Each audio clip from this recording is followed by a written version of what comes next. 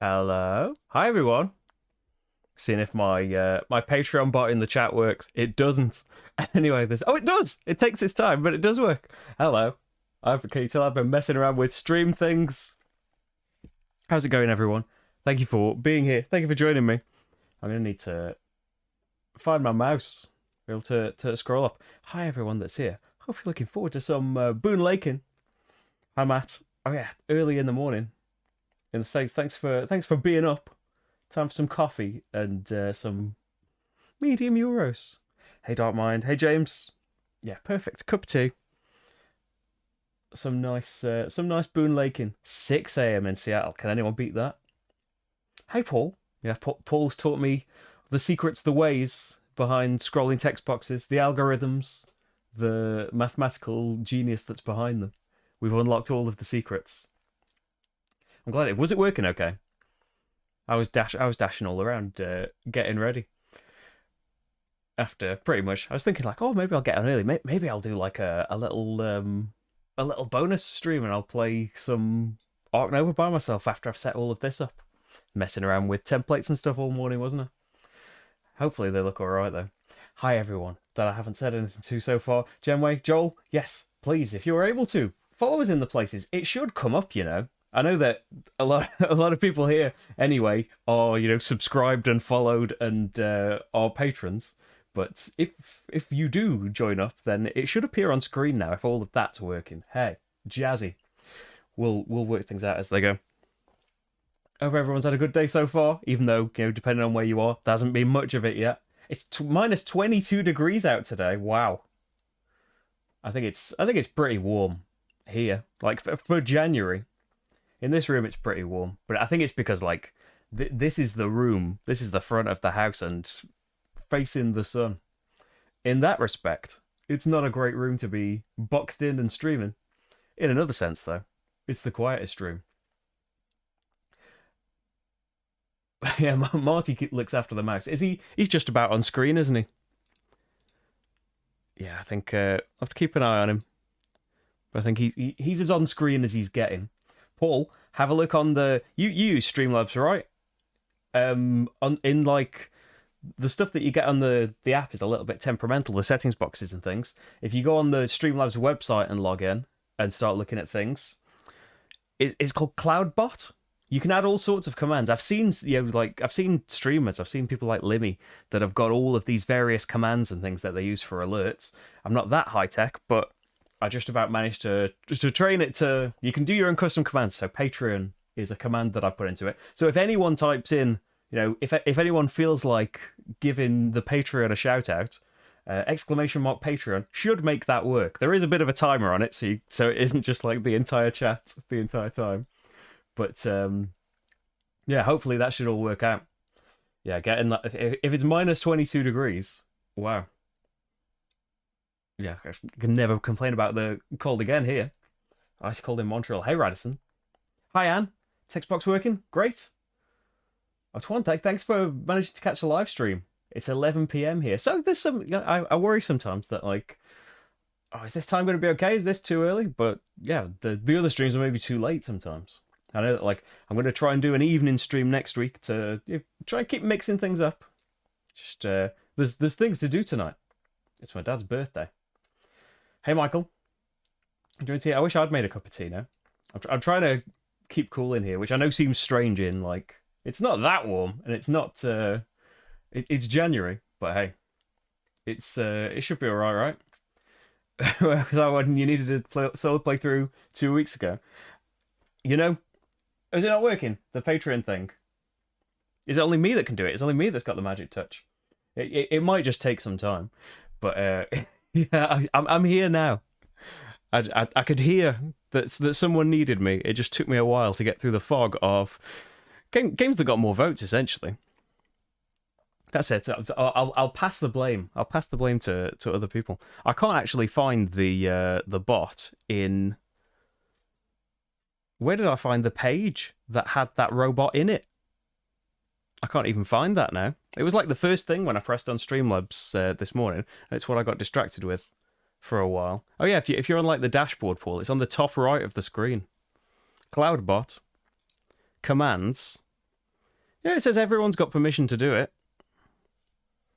I wonder why it's not. I wonder why it's not coming up for everyone. Yep, every regulars. You don't even have to be a subscriber to be able to say it. Maybe. Oh, I have got the timer on a 5-minute timer. So if it hasn't been 5 minutes since I did it, it won't work. So I don't know if. Yeah, maybe it's just not been 5 minutes yet. I think that seems reasonable, right? I didn't know what to set as the timer. But yeah, I don't think it's been quite enough time yet. Maybe it'll work now. Whoever manages to get the lucky typing of it and manages to make it work. Great. It should work on both. I typed it in on YouTube. It should be able to work. Because I was thinking that. I thought these bots and everything only worked on Twitch, but hey, they should work. They should work on here as well. It is monitoring this chat. So be careful what you say. I think it'll only say. I think it'll only say like it's like if you put loads of symbols and stuff in. There's no real way of getting around spam generally. But yeah, no, it's just going to be a whole stream of just exclamation mark Patreon. But you can have all sorts of like. I know that Twitch does it in an integrated way, but you can have like channel points. You can have slot machines and stuff like this. There's a load of stuff that I've just been like, I don't want to deal with any of this right now. Turn all of that off. Let's just do exclamation mark Patreon for now. And you can tell it to like change your stream title and stuff on Twitch and all of that high tech stuff that you see people doing. But it should work on everything. But yeah, I am inviting a different kind of spam, friendly spam, I can call it. Oh, thanks for tuning in while you could, joke. Hopefully, you have fun later on with it, and hopefully I don't do too badly because I'm saying I'm going on medium difficulty, which maybe overconfidence given my performance and things, especially like my double failure in Maracaibo a couple of weeks ago. Yeah, it should all work out, Paul. You just have to. Well, I'm sure you've seen the instructions, but you like add it as a moderator on your YouTube channel and stuff, and just put a command in. There's so many options and things that you can mess around with, as I learned as I lost a morning to it. But hi Victor, thanks for popping in, and I hope you enjoy it later on. So yes, in short, we can't have the command on screen right now. But it should be a link as well in the chat, shouldn't it? Like it should come up in there. I don't know if if you type it in Patreon, if you type it in YouTube, will it type that in the chat on Twitch as well? All things for us to discover here. But yes, thank you for following and liking us. I assume that's how you. If you're here like right now, it's probably you got a notification somewhere because you follow me on some kind of platform. And thank you for that. And if you'd like to support the channel, it's patreon.com/slickerdrips. We're in a. Well, we're not in a race. We're in a race against time, although there's no time limit for it, to try and reach 200 patrons, which we're not too far off. But for now, sip a drink, and let's do some wobbling of the table and some Boonlake. So this is Alexander Pfister's meaty Euro release from Essen last year. Just managed to get a copy a few weeks ago. I think it's in general release now, or maybe the shops were special. So it's kind of a mixture of all sorts of things from other games you might have seen from Alexander Pfister, but not quite. Like it's got this river mechanic that we're all kind of racing down here. At the end of our turns, we will move down this river, get benefits, things like that. And it's what triggers the pace of the game, so the rounds and stuff. So in a similar way to, say, Maracaibo, and a Great Western Trail works in a different way. But when someone reaches this, for example, it's going to trigger an interim scoring. When someone reaches this part of the river, so the first time we go in a lap like this, first time someone reaches here, we have another interim scoring, and then everyone resets. So if you race ahead, you are shortening the game, but you can get to the better rewards quicker. So it's like Maracaibo.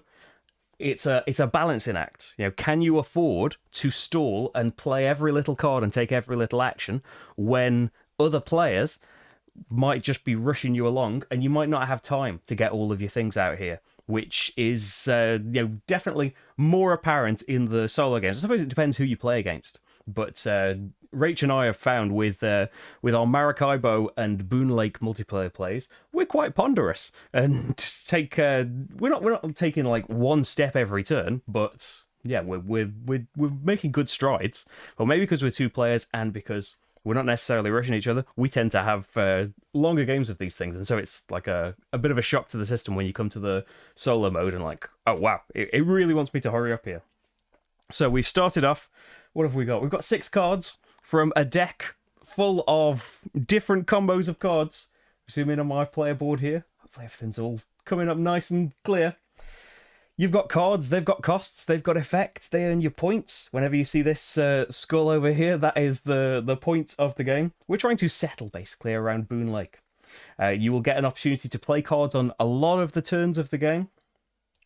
And when you do, some might have permanent effects if they've got this green thing. Some have got endgame scoring. I haven't started with any of those. They'll have certain times of the day. That's important for certain actions. You're allowed to play a card of a certain time of the day. Yeah, they've got nice names, some nice art. I think the only thing I haven't picked right now is my starting factory. We've got factories of all of the types here. That's because resources work in a cool way in Boonlake. So money is a thing. We've got it right here. You can see it. But all the other resources are virtual. You know, they're kind of, you produce them when you need them kind of thing. So I have 2 boats here in wood. So if I needed 2 wood for something, I have it right now. I can also move these boats along for free if I want to. But if I ever want to move them back, so it's great, I've got my my wood and my stone to be able to put this distillery out. Later on, though, I find that I need 2 wood again. To put your boats back, it's 2 coins. So there's a bit of manipulation, a bit of foresight needed for all of that. Although there is a card that lets you do that for free, and it's a really cool card. Or is it like an ability that you can use sometimes? Yeah, you can kind of mess about with that, but what kind of frees you up from that over the course of the game is these factories. We get to start with one of them of our choice at the start of the game, and it means that you just have one of that resource, boats or not. You know, if your boats are both there as well, you've got 3 of that resource, and you can get up to 2 factories of a type. And so if you can build loads of factories, then resource production and moving these boats isn't really an issue for you. But similarly, if you produce a lot of money, then it doesn't really matter that you've got to pay to move your boats around, does it? There's some juggling acts to go on. Hey, Andres. I'm glad you could catch a live one.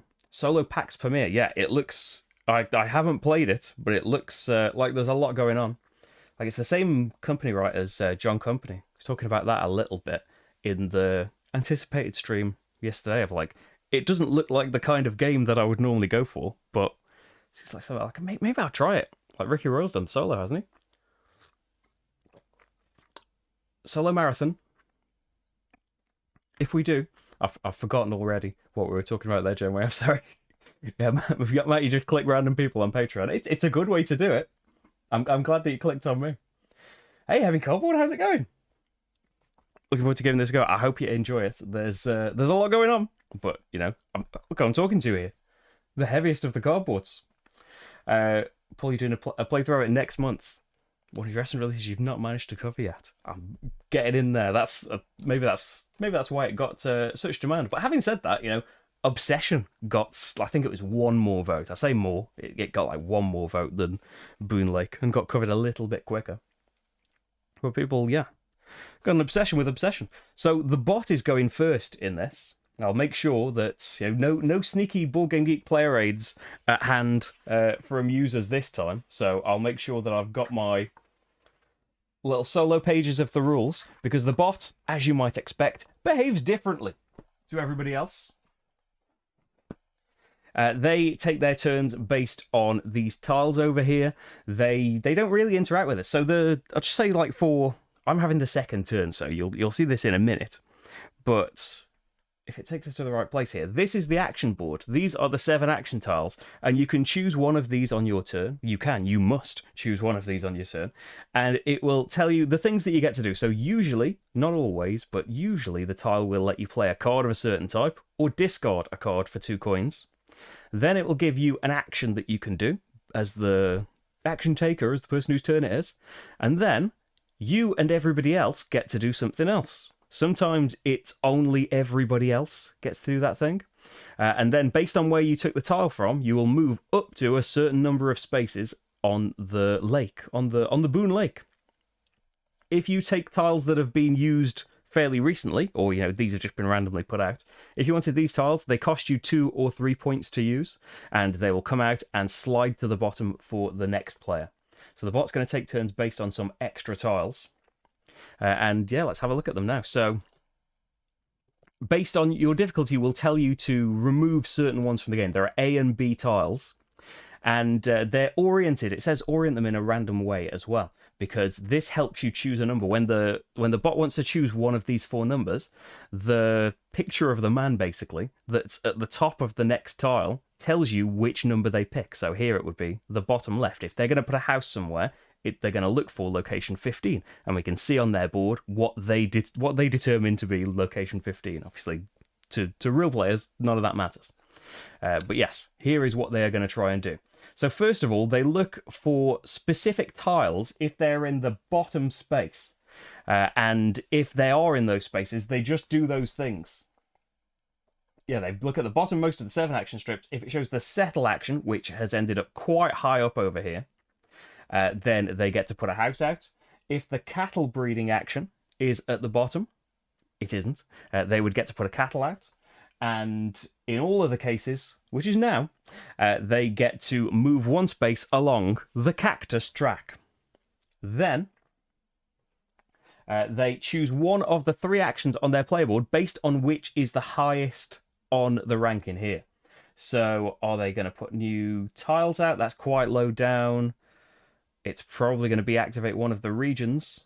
And the other one, yes, it's going to be activate the regions. This is the one they take. So when they choose an action, or when anyone chooses an action, it can go in this space down here to remind you what you've taken, and this reminds you what position that it was in, and how many spaces you're going to get to move along the river, up to that many. Although, having said that, the bot will always move, they'll always pick the tile that's the highest up out of their choice, and they will always move the maximum spaces. So they are going full speed ahead.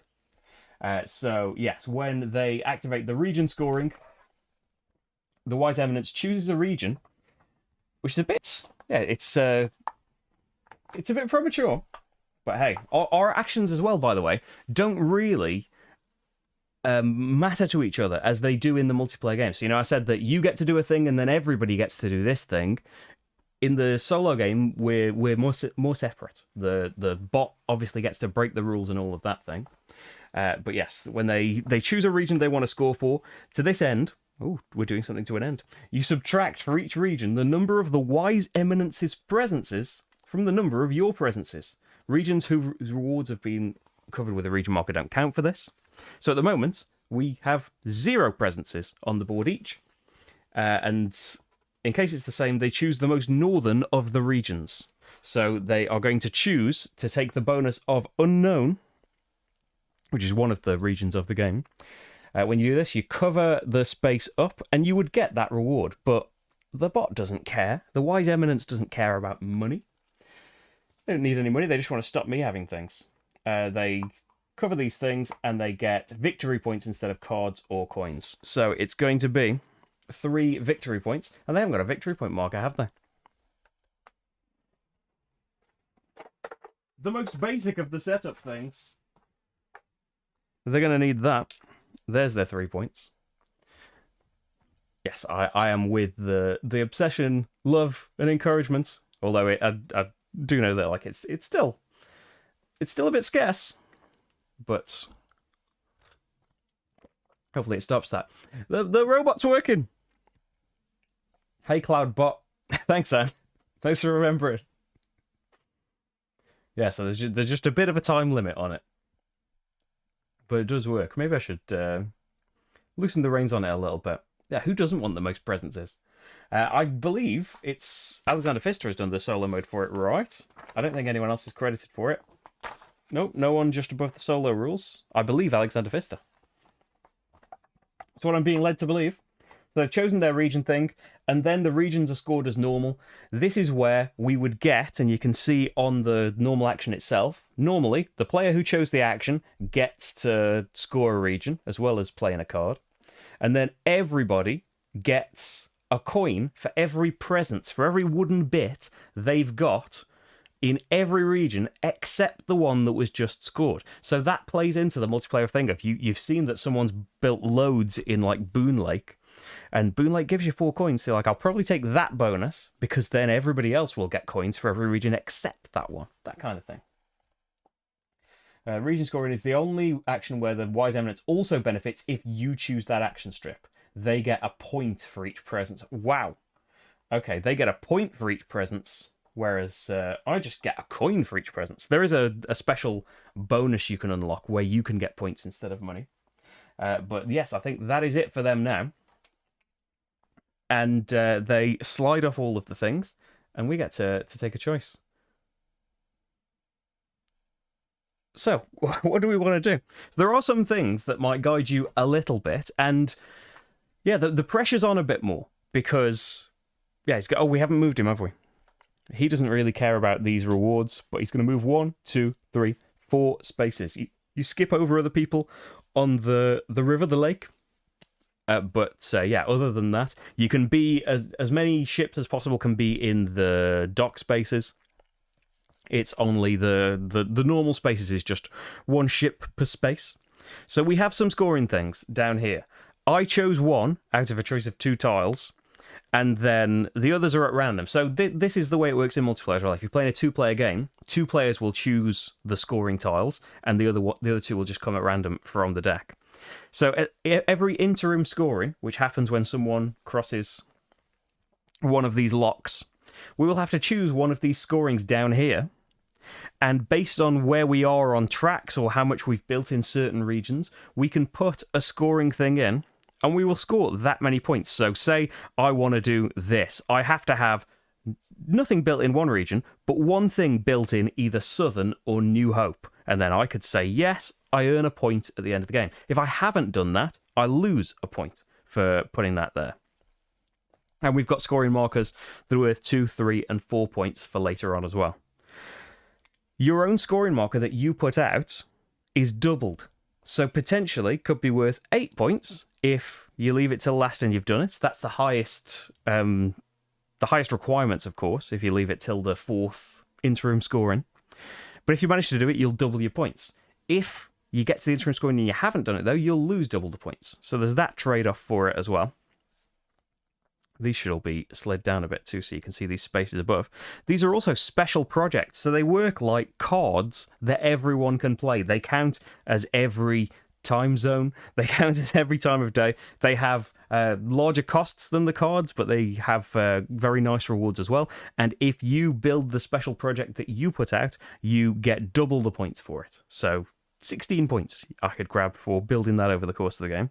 So some things to be thinking about are those, the resources I might like, but also the cards that I've started with. So I've got these 6 cards, nothing's out yet. I start with 7 money because I'm the second player, and the Wise Eminence always starts first.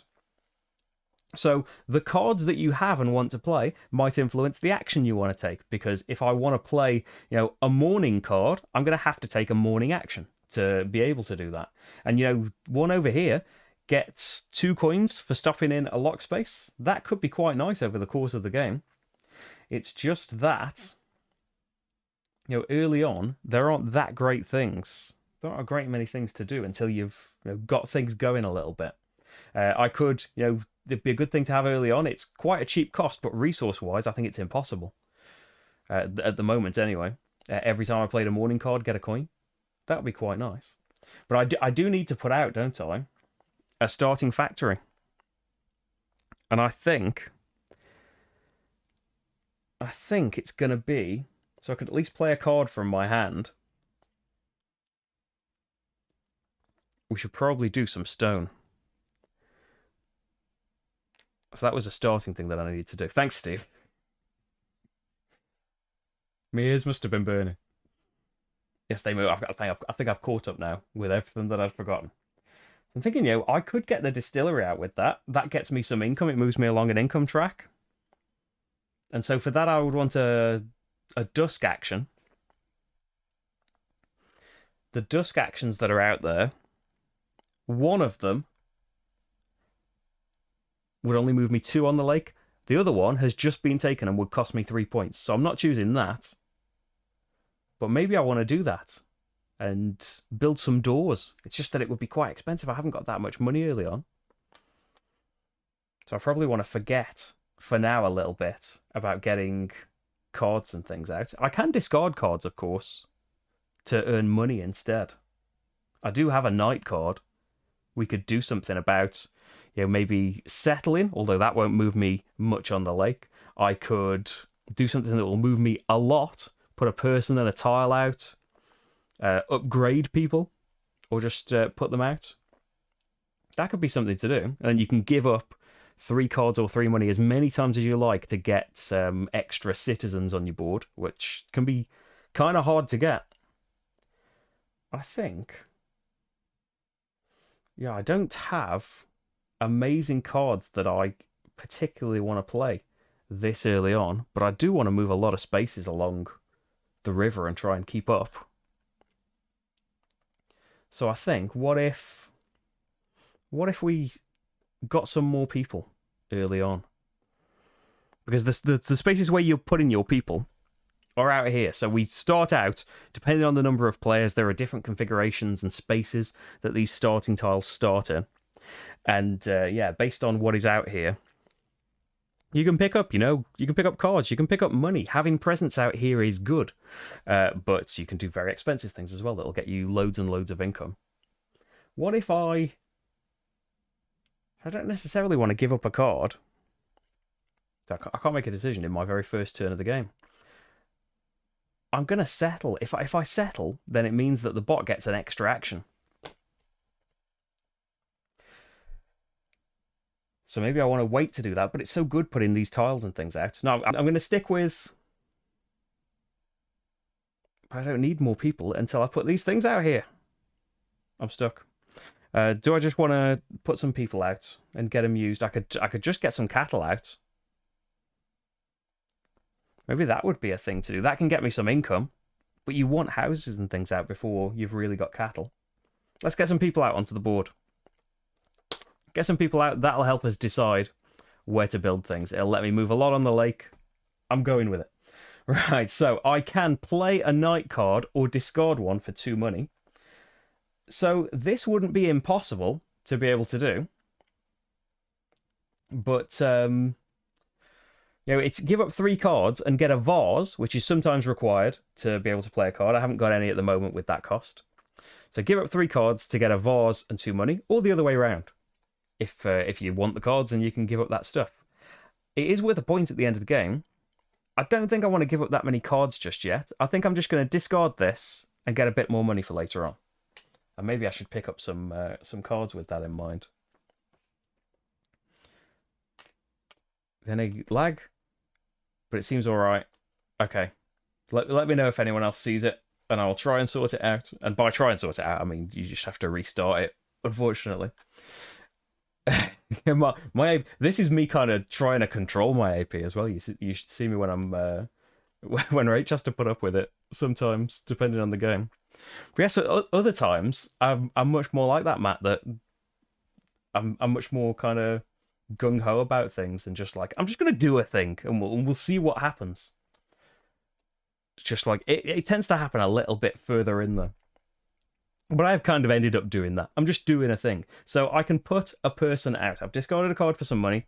I can put a person out on one of those spaces. So there's no point looking anywhere else on the map. These are the starting ones. I do not have 12 or 16 money. There's no reason you would choose 16 first. You go for the cheaper one. That gets you 3 moves on the income tracks. There's one for cards, get you more cards and later points in the interim scorings. And there's one for coins, get you coins and later points in the interim scorings.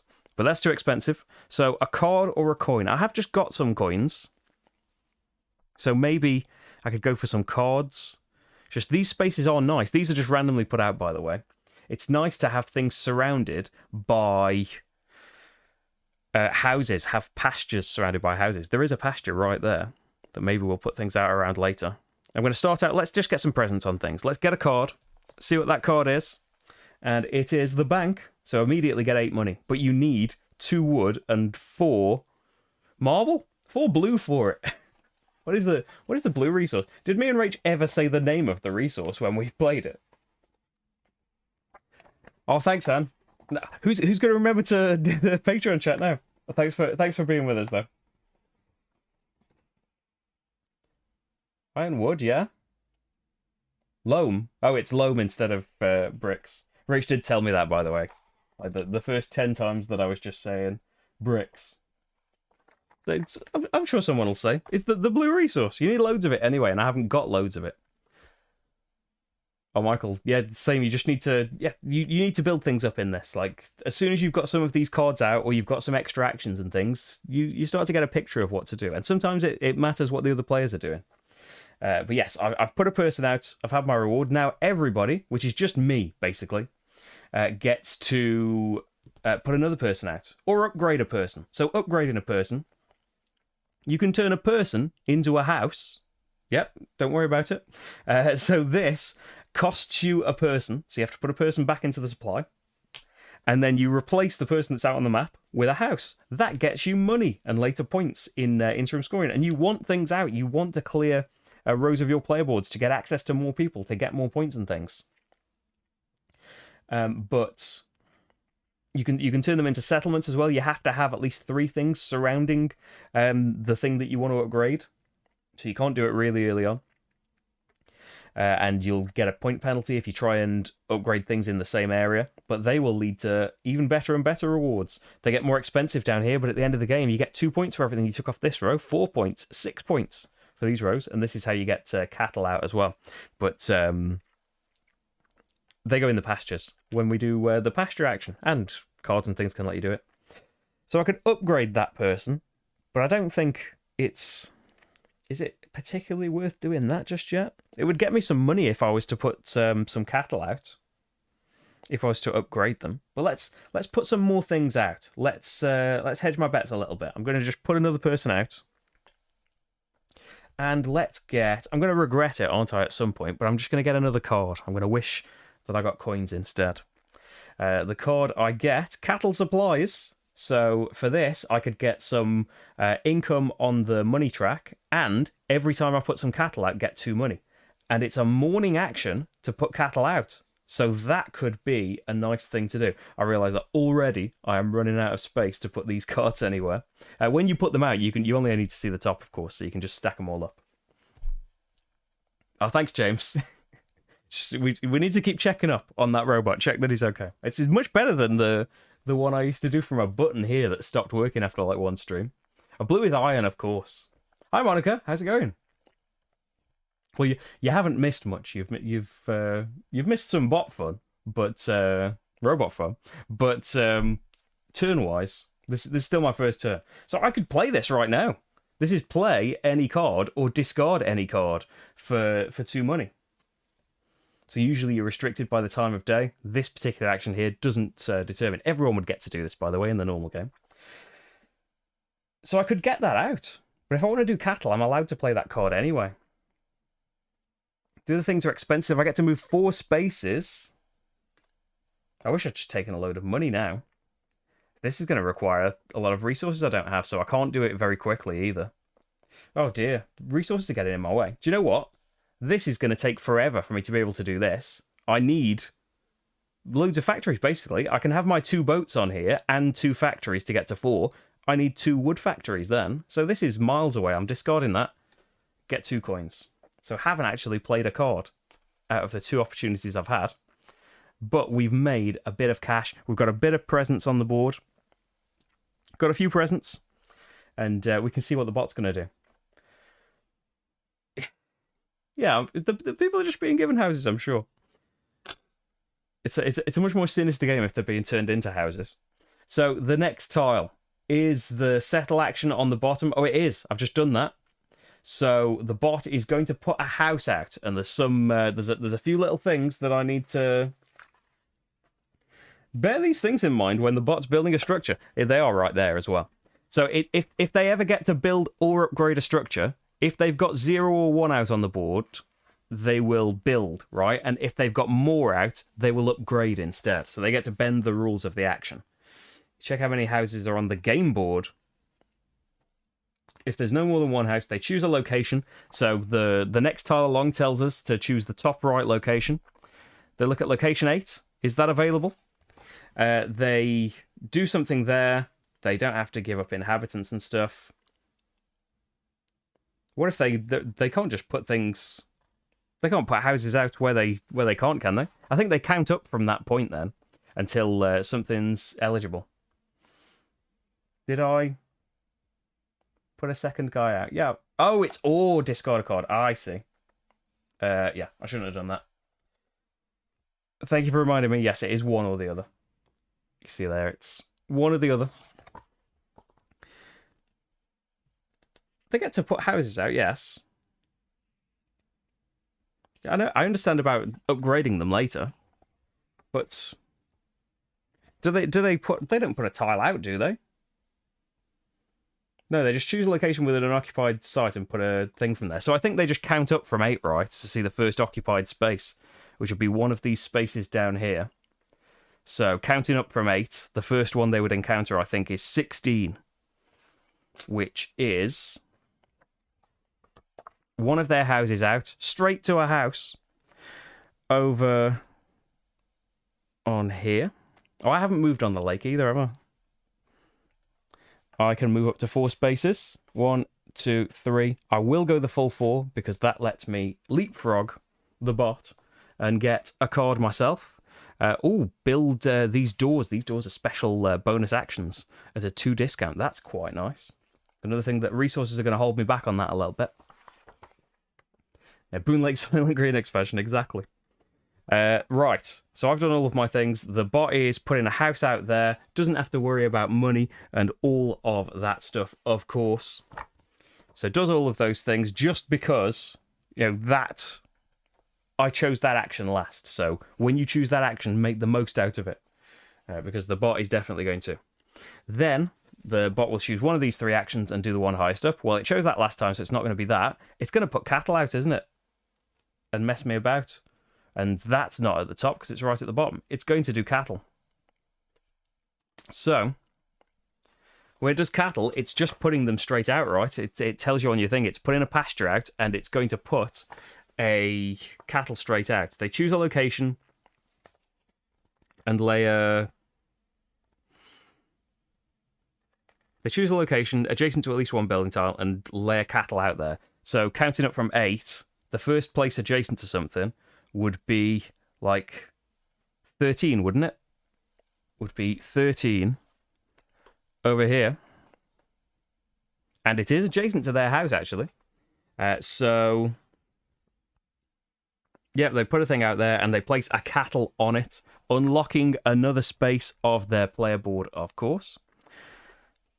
They pop a cattle on it, and that cattle is good because it's next to some... They want to be next to houses, basically. And they want to be next to the bigger structures later on your things. So yeah, put those things out, and they on B tiles they will advance on other tracks, but they didn't for now. So that's it for the bot's turn, I believe. Oh, they need to move their 4 spaces. Jump over me. 2, 3, 4. The downside of leapfrogging the bot is I've moved him another space forward, haven't I? Right. So slide back up, and I was going to do that, but do I still get to do the other thing? I know that the bot only cares when I have picked a tile if I choose the region scoring thing. That's the only time they get a benefit from an action I have picked. It doesn't involve me, right? The action that the bot picked. I think the solo mode is pretty quick. It's just I'm being overly cautious about it and checking I've got all of the things down. Yeah, you carry out the effects of the Wise Eminence, advance the ship, and move along. Like we don't like benefit from each other's actions, do we? In the thingy game, do we? We must do. The game would be really short if I didn't do any of the things. Oh yeah, you do the other half of the thing. They've chosen an action strip still. You can do the other thing. It's in the rules. Thanks, Matt. I should just look at the chat when I'm confused about something. It's already been answered for me. So I can put a cattle out. So putting a cattle out is like it's one. Well, you can see on your player board actually. You look at how many cattle are already on the space. So if yours is going to be the first one there, it costs you 1 inhabitant. And if it's the second, it costs you 2. So to go on the same space, which is next to some houses and stuff, would get you some money. then that would cost me 2 inhabitants, which I don't have. So I could put 1 cattle out just to get them out there early on. That's my last inhabitant, though. And I would probably want to work on getting some new inhabitants pretty sharpish. I probably want to work on getting some cards out, to be honest. It would get me some money in that income. Just thinking, it's my last person, and I probably like if I wanna put new tiles out, I want to have a person to be able to put out on them as well. I could gain a person from putting tiles out. Let's do it. Let's get some cattle out. I'm going to put them on the one that I'm next to, rather than, although, I would benefit money-wise from putting them on here, but I don't have the people to put them on there, so why even consider it? There we go. Person spent, cattle out. Good. Oh, hi, Loki. I'll have to say hi because Marty is, as you can see, just zonked out. There we go. He's just about on camera, isn't he? There we go. Yeah, I just want to make sure that I'm not missing an important step of things. But I think we're okay so far. Well, I've been put right, haven't I, on the times I've forgotten some things. So now, what do I want to pick? Gaining a person would be nice and putting a tile out. But then you kind of want to gain loads of these inhabitants in one go, if you can. By paying a load of cards or a load of money. Is there a card that I can put out right now? Even if it's just moving down the money tracks and things, it would be nice to be gaining some money. It would be nice to have some resources as well. Do you know what I could theoretically get out? Is to do a dusk action with some levers. The other action, though, is it's draw a card, but also the main thing is, you need to pay a person to do a second lever and have a load of money to do it. So I kind of want to leave that until I've got more people. But, you can't leave things forever. The bot is going to do things. Let's get some tiles out and get some rewards. I'm picking this. So, let's find a morning card that we can play this time, rather than just discarding it all for money. So, morning card that I can play is the one. I don't think I can I? They're all too expensive resource-wise right at the start. Kind of because of the resource that I picked. I was going to get this out, wasn't I, by doing a dusk action. Let's take back then. Let's do a dusk action. Although I was doing this to get some more resources to be able to do things in future. Let's do a dusk action. It's going to be great. And if this is low down enough, you can see the action while I'm on this screen. Down here, play a dusk card. So I need a stone and a wood. I've got that. Remember, my boats are a resource of that kind of thing. And then I need to pay 4 money. 1, 2, 3, 4. Oh, I'll be right back. Delivery.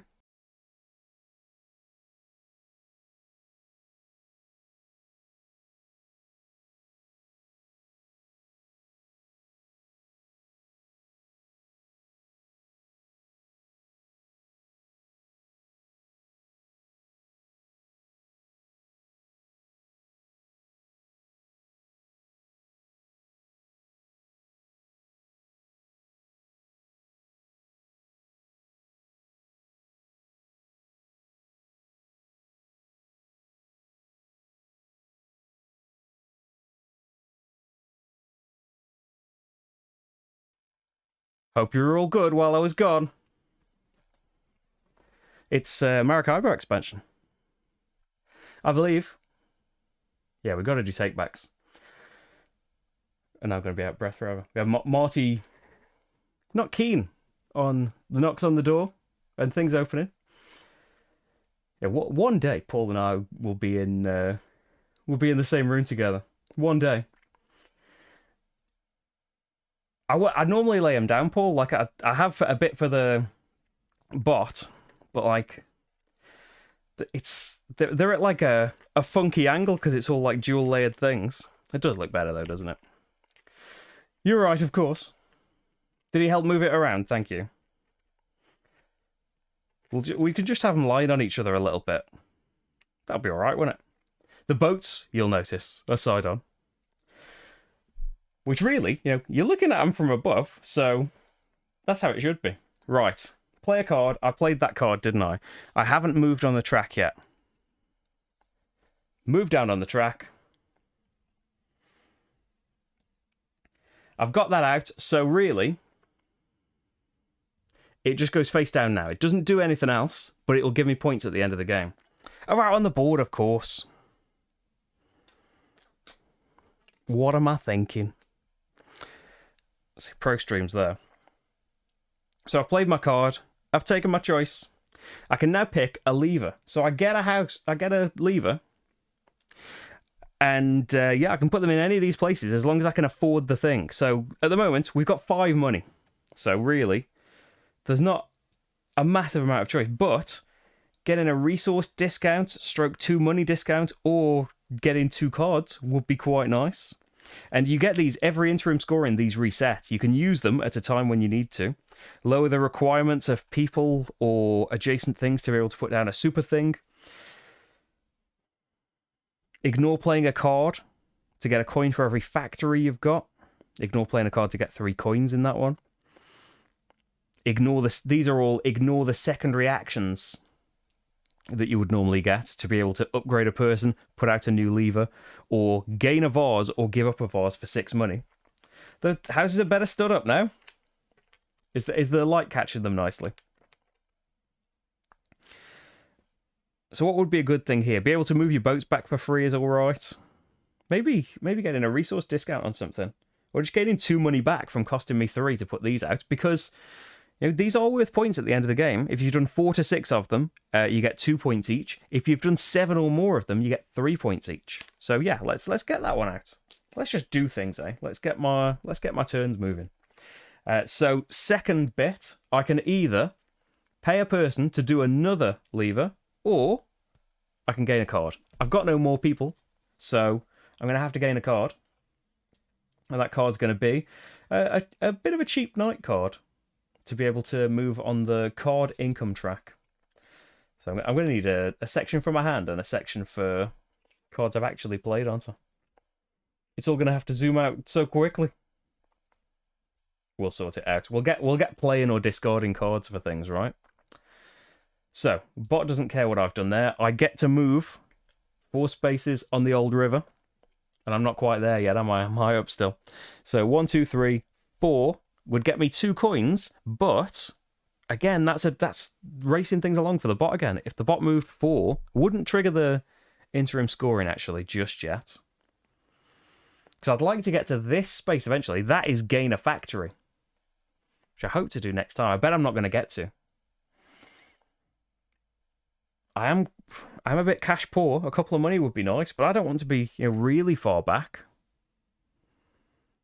Vases. I've got no cards that need vases at the moment. People would be nice, but I can't move that many along.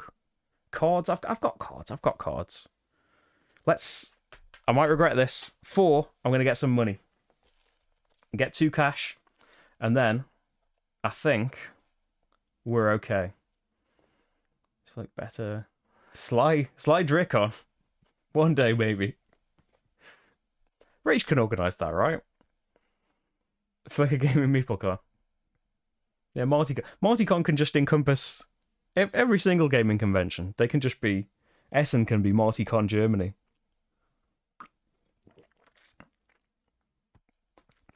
Right. Have I done all of my things? I've moved on the boats. I think we're there. I think it's time for the Wise Eminence to reveal his plot.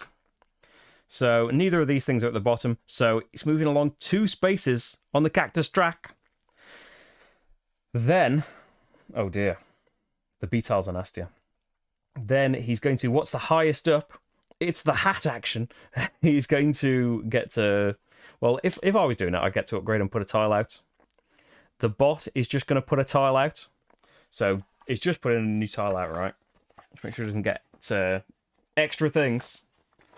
With the higher action, they draw a building tile, choose a location for it based on the numbers, and then they advance their marker 2 spaces on the B tiles. So their number, the next tile along, tells us top right. We're looking at number 29. Can they put something out in 29? No, that's miles away from anything. If you like zoom out, there's 29. So they count up from that, right? And if they get to 33, they loop back to 1. So looping back, early on, you've got to build adjacent, basically. So when you're putting these things out there, they've got fewer choices than later on.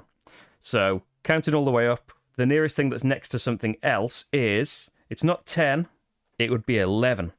So they would pop a tile out there. And our new tile where we can place things, you can give up 2 money to move along the card income track, which is not bad, is it? And income's coming up. Wouldn't be a bad thing to move up a couple of spaces on there. They also get to move 2 on their cactus track. Wow, they've moved 4 on that this turn. Yikes.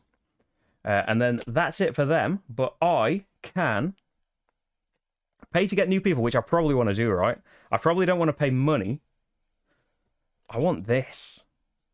Is there a way of... At the moment, there's no way of getting this. Oh, the bridge on 8 or 9 is adjacent. Oh, you're right, actually. I'm not looking properly at that, am I? Bridges make things adjacent. This isn't actually a space. This is just a bridge straight to there. Thanks, Matt. A con where everyone's playing solo. That would be really cool. Right. So I've gained things. I can give up cards now. I don't want to give up money. I've only got 4 money.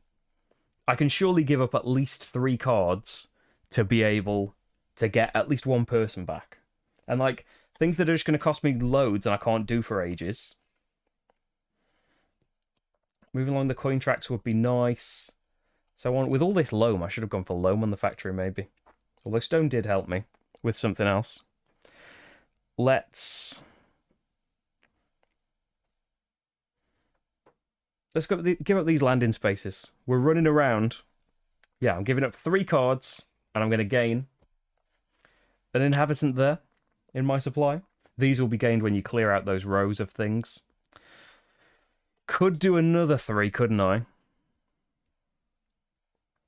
But I think it's nice to be able to give up the cards and things. So they took right from the top. That's going to be 4 spaces on the river. 1, 2, 3, 4. They haven't triggered the scoring just yet, but you know, whether I do or not, it's going to be triggered next time. So slide everything up, and I would like something that moves me at least 2 to get a factory. I'm not going to trigger the scoring. I don't want to skip over that factory. So what's up for grabs? Putting some things out and then putting a person out. Now I've just gained a person. Could be good. Can I put out a morning card? Oh, I do want to kind of save money and get resources ready for this one. But see, I've only got 4 money, so no is the answer to that. Oh, couldn't I? I've got my 1 resource discount or gain 2 money or gain 2 cards. What if I gain 2 money right now and put out, say, the distillery? Move on that track again. Income's coming up. It's worth 3 coins at the end. It's just then my resources are really far along. But I'll have more income from putting the thing out. Yeah, let's take that action. Morning card. And I'm going to advance these for free. So I've got 2 stone and an iron. And pay 5 coins. I'm going to activate this lever. And so I can have a discount of a resource or 2 cards, but I'm doing it to get 2 coins. So I'll have 1 left after spending to put this card out. I move on the coin track once again. So I'll get 5 in the interim scoring now. And you do want to have stuff left over in the interim scoring so you can do upgrades and that. But then I get to put 2 tiles out. So let's have a look at some tiles. So where am I going to be putting them? Probably around here. Probably want tiles around this pasture. And I can, you get the bonus of the space that you're covering up. So I could get a person here. I could try and earn some money from some spaces. Up here, actually, this has been opened up. Get 3 money and a loam factory. Having people's nice for the upgrades. Having money's lovely though, isn't it? And wood is furthest away, and a lot of my cards do need wood. Yeah, I think we're going to come down here and go for a wood factory. Especially, it's the only one on the board, I think. Yeah, I think. So do I want money or a person? A person, I think. Okay, so this one costs you 5 to build there, but if you get a sanctuary there, you know, a fully upgraded building, you get 8 points. And I get a person unlocked. Grab that while I'm remembering. And then finally, I'm going to get myself a wood factory. Card that can get you 2 cards or a coin. So gain a wood factory. There we go. Got a permanent wood now. Don't forget you want buildings next to your cattle. Yes. And I could. It's going to cost me money now, unfortunately, because of what was on the tile. But I could. You know, that's something next to my cattle that I could get there. So now I could put a new person out. But as Matt said, it might be worth doing an upgrade next to my cattle. Just to, like, doing an upgrade as well would get some more income. Just putting a person out is nice, but I think, yeah, let's do an upgrade. So it costs you a person. You grab a house. This person goes back to the supply, and this now becomes a house. And I'll get an extra 2 money in scoring, which should happen pretty soon. Now, the next part of the action is everybody but you gets to do this. So in a solo game, nothing happens of that. So I put 2 tiles out. I could either upgrade or place a person. I upgraded, and that's that. I can move 4 spots on the river. I'm not going to. You can choose to move less, though.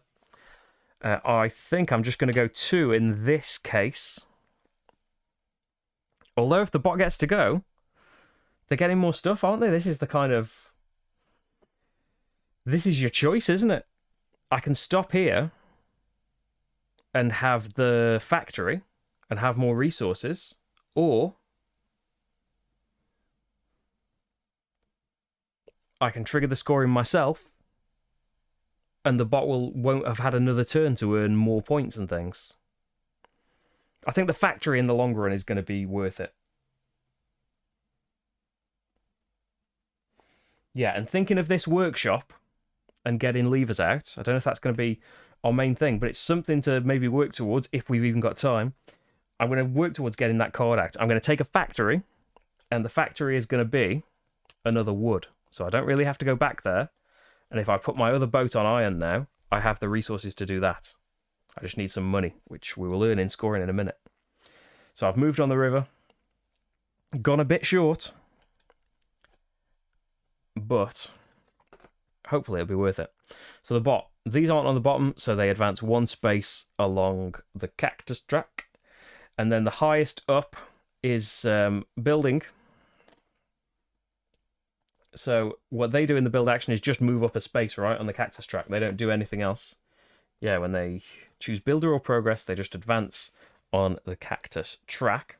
And then they're going to move 4 spaces along. But I do get to... I could play a card. I don't have the money yet. Triggering these things early. I don't have the money to be able to play a card yet. What would you like to discard then? You know, things with 2 wood now are kind of easier for me to play. It might be cattle supplies. I don't want to miss the opportunity of getting something. I'm going to discard that and get 2 coins. Well, maybe playing morning cards at this point just to get 1 more money isn't that excited. No, I'm not going to do that. Thought I already moved the track once. What did I move?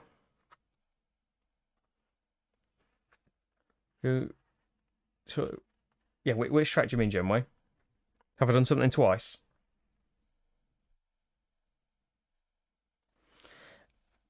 So, yeah, the bot did their action. I got to play a card. The cactus track. I think... Oh, I already moved it. Oh, I see. Like, so they do their first bit of the action. So, is this at the bottom?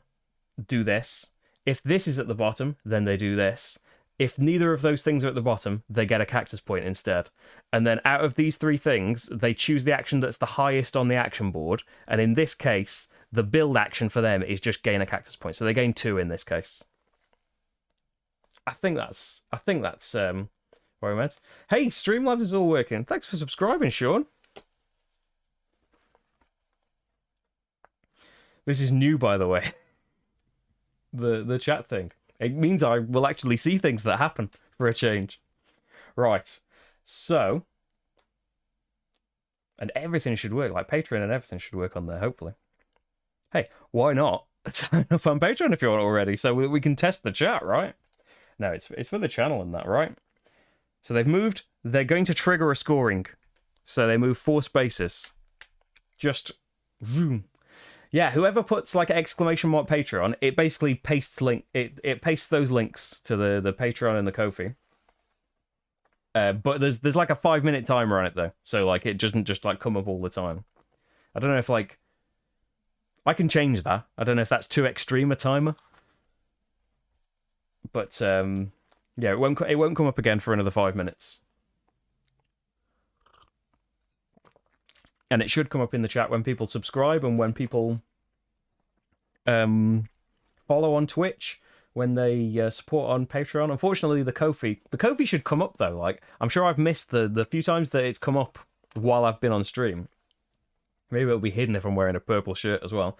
But it should kind of rise up from that logo. And yeah, a name should appear. Right, so they've moved their spaces. They're triggering an interim scoring, which for them has some special effects. For us, it's spelled out up here, the things that you do in an interim scoring, which really, how many have we had? Like 3 turns each, I think. Is this their 4th turn? Or is it their 3rd turn?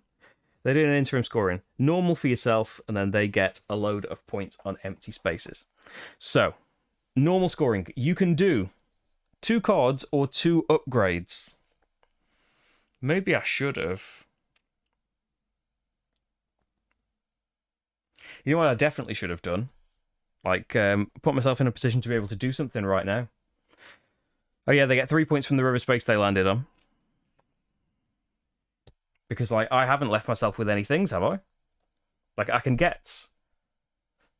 Like, this one's only 3 money. I don't have any loam, though. And I can't pay the 2 to move this back.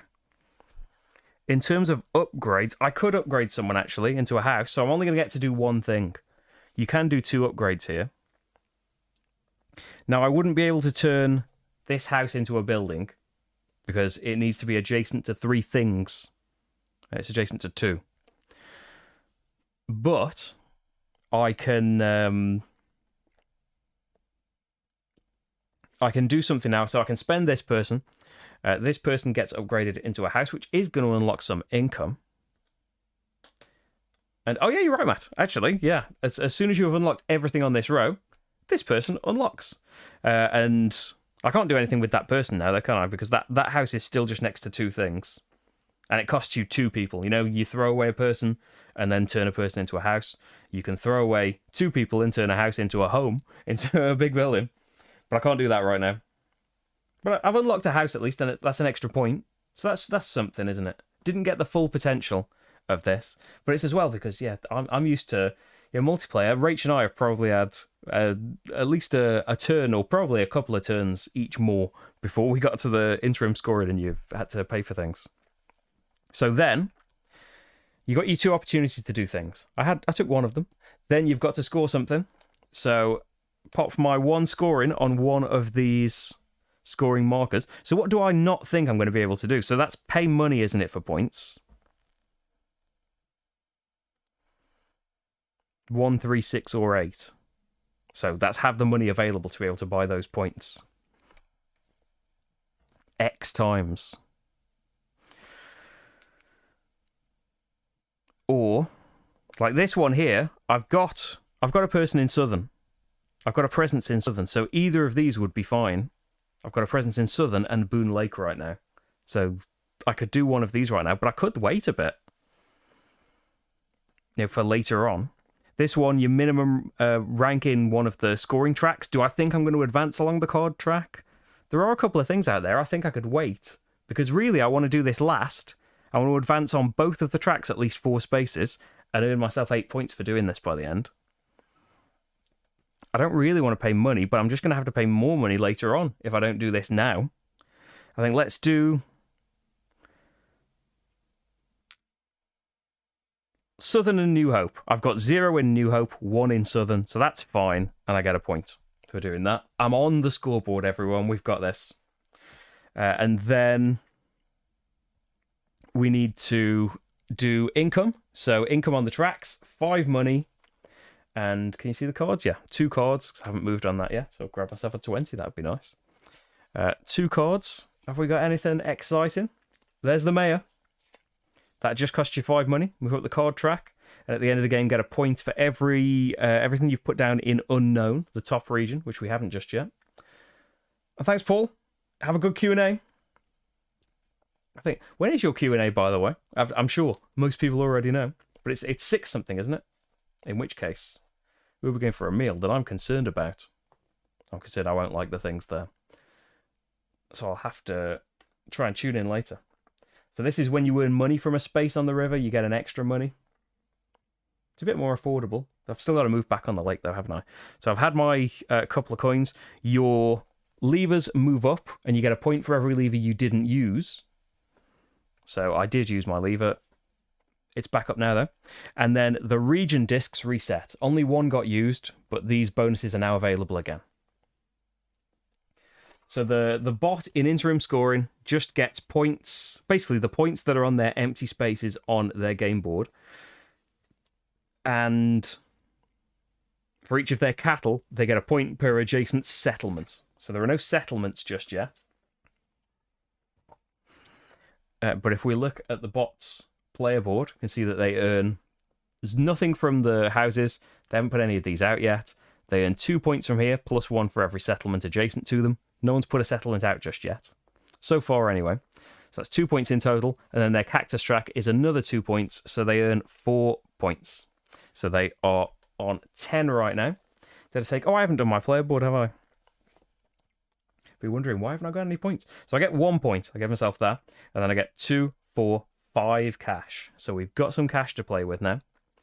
Maybe the mayor's coming out after all.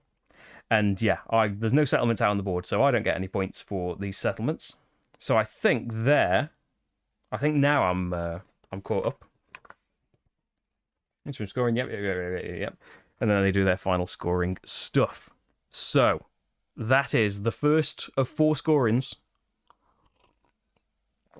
already. I know I've been going for a while, but all the explanation and looking stuff up shouldn't happen as much now. But that is their turn, isn't it? We've slid their thing up. So what do I want to do now? I could activate a region. The first one of the game is now back at the top.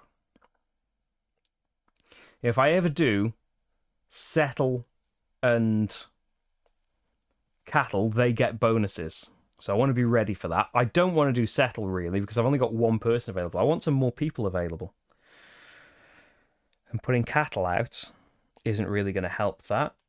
I would like to put more tiles out, but I don't really want to pay just yet. I've got this money. Why don't I put some levers out? Could I afford? So it would cost me nothing to be able to put the resources in the right place for this. It would cost me 6 money to be able to put this card out, which makes all my levers discounted by 2. So then with 7 money remaining, I know I'm kind of being a bit, cavalier with my money first turn in, but I could give up a person to put a second lever out, and would that help me out a load? I'd have to be able to afford the levers, but with a 2 discount on each, that means that these ones are just 1. And ignore being able to draw or play a card to get 3 money, or 1 for every factory, which is already 3 money. We've already got 3 factories. Or move your people back for free. I know it's just once, 1 activation, but it could be a really good thing. Reduce the cost of a settlement by 1, and, the requirement for it to be next to 3 things, reduce that by 1 as well. So that would only cost 3. I think this is a good turn. I think this is a good idea. Let's get this out ASAP. So we'll play this card. That means I need 2 wood, it's fine, we've got the factories. 2 iron means move the other boat. Forward is free. So I've got 2 and 2. And 6 money gets me my first ongoing power, which, yeah, you would just line these up all nicely, but I'll pop that under there for now. I know when I've got loads, I might need a different place for them. And so that's going to give me a discount on every lever that I buy. So that's the play cards portion. The action, gain a lever. So now we're talking, we've got 7 money. I only get a 2 discount and I want to buy both. That seems pretty nice. That restriction and getting a settlement out. Yeah, the income that's involved in there would be quite nice. 3 money for that being out. It would be even nicer if it was in a slightly different place. Or when you put a tile out, you gain a man-shaped thing. They could all be quite nice. Give up 2 cards to get a person and 3 points.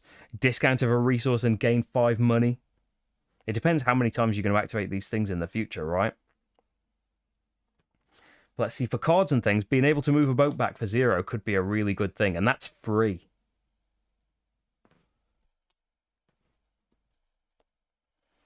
And then the other one, when you put out a tile, you could gain a person. That could be really good as well. They're all great, really, aren't they? But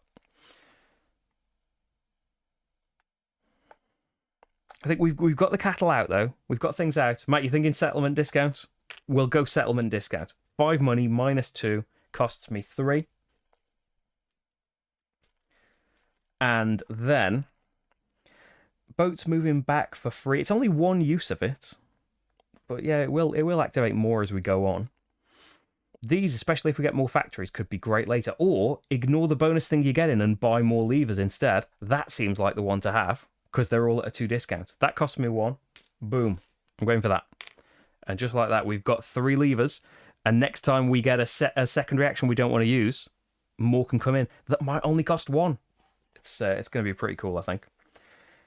Right, so that was the first thing, and I'm paying a person to be able to put the second thing out, rather than drawing a card. So hopefully the secondary action isn't something really cool next time, where I want to put a person out. Now that was 3 on the river track, wasn't it?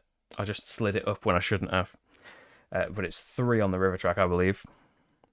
So 1, 2, 3. First time we go around this way. Second time we go around this way. So that's going to gain me 2 cash. My lever money. And yeah, I'm not closing the distance, but we'll see how it goes. He's just going to keep picking 4s, isn't he? The Wise Eminence. I didn't pick this, so he's going 1 up on his cactus track. Then he is going to try and do what's highest up. Discovery, no. Cattle's pretty high up. It's higher up than the action I just took, so yes, it's picking cattle. And I do not have the people to be able to put cattle out, unfortunately. He's putting cattle out, is putting a pasture out. Next tile along is top right. And so he's putting a pasture out. Top right number is 11. Can he put something out in 11? I'm pretty sure that is adjacent to things. Yeah, that's there, isn't it? Pop out a pasture in 11. It's not a great place for a pasture, but I don't think he's too concerned about that. And then pops cattle out onto it. I'm a believer, exactly. Do you reckon, right? Like, I know monkeys and all of that, Neil Diamond, but I don't know the version translated, but like the comedians Vic and Bob and EMF, you know, the unbelievable people, they were believers for one song. They did a version of the song, right? And they did all of the oys in it, and like Rach and probably a whole host of people know that song from the version that's in Shrek. Who does that version? There's a famous version in Shrek, right? I think they got that bit from Vic and Bob. That might be a very specific niche thing to be talking about. But I reckon they did. So they're doing pastures. They've done pastures, in fact. We're past that point. So now for me, I can put cattle out. Even in an empty pasture, that would cost me 1 person. I don't have any. So I can play a card or discard a card for 2 money. Looking at my cards, let's see. I do have the money to be able to put someone back a bit, don't I? I could afford maybe to put out the mayor, get me a bit of card income. If I'm putting something back, maybe... It depends what space I'm going to go on next. The bot's going to move 3 spaces on the river, so catching it up isn't really looking very likely. These don't seem as attractive to me because I know how fast the bot is going to move me along. So I don't really... I'm worried, basically, about what else is going to happen. Hey, has that come up on screen for any other things, by the way? Because that's supposed to be working as well. Thanks, Hoppy Dahe. Thank you very much for following us. I think maybe only the Twitch things are working. We'll see, won't we? I know, John Mazzeo, thanks for subscribing. Hey, it's all working. I am going to need card income. Shall we get some? And this is only 5 it's 5 money, but it's going to earn me... It's going to earn me some points at the end if I build in unknown. Like they're new for right now. These all these alert things. So yeah, let's play a card. So end of game scoring. Let's remember. I'm going to get some points for building in unknown, and for now we get a bit of card income as well. Hey, not yet played. Thanks for following us. Smash Mouth, of course they did. They did. They did every song for Shrek, didn't they? Maybe they had some songs before that. But Shrek hoovered them all up. Right. So what do I want to do next? That's just me following, isn't it? Then they need to move 3 along the river track. 1, 2, 3. Space I want to be at, another factory or vase. And if I don't move sharpish, basically what's going to happen is I'm not going to get another turn, am I? Like when this scoring is triggered, we reset back to the top of the river. Hey, Punafema. Thanks for the follow. Yeah, I've really not got much time here. So yeah, let's pick an action that's great then. Yeah, I think someone played Smash Mouth, the Vic and Bob version. Which really, the Monkeys version's cool, but hey, the Reeves and Mortimer and EMF is the one you want. I haven't got people, so this action wouldn't be great. I could get a person and then put a tile out, which would be nice. I wouldn't say it's great. Anything I do, I can only really discard a card and get money. I've only got 2 money now. I want to get people, really, but I haven't got a lot of money and cards to be able to make that happen. Hi, Hans. How's it going? Thanks for joining us. Not to worry, the Wise Eminence, the bot in this game, is hurrying us along. Don't worry about that. What do I want to do? I kind of just want to put more tiles out again.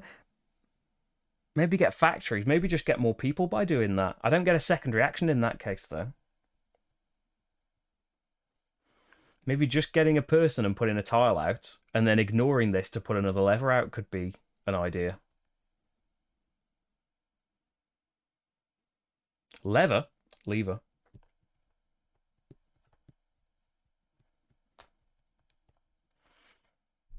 If you can discard a card for 2 money, you can afford 2 people. Can I? They're 3 each, are they? I think having the people would be useful. And ignore it. Like, we could get a person and put this tile down on somewhere that gets me another person. Like, factories are useful as well. Just for being able to play these cards, but they're not as useful when you've spent all of your money. But scoring's about to happen, so it would be nice. If picking a night action, could I play this? I've got an action that gets me 2 money. I couldn't really play this. I'm not showing you. I couldn't really play this, could I? Because I've got 2 wood. That's fine. The loam, though, I would have to move back. I haven't got the 2 money to be able to do that. And I want money to be able to put the levers down. I will get money for these levers that I haven't used, since we've had such a quick kind of secondary thing. I think that's going to be nice. Like, let's just discard a card. What card's going to get discarded? Do I have to discard I have to discard a night card, right? Which would be a shame for the trading house. Like,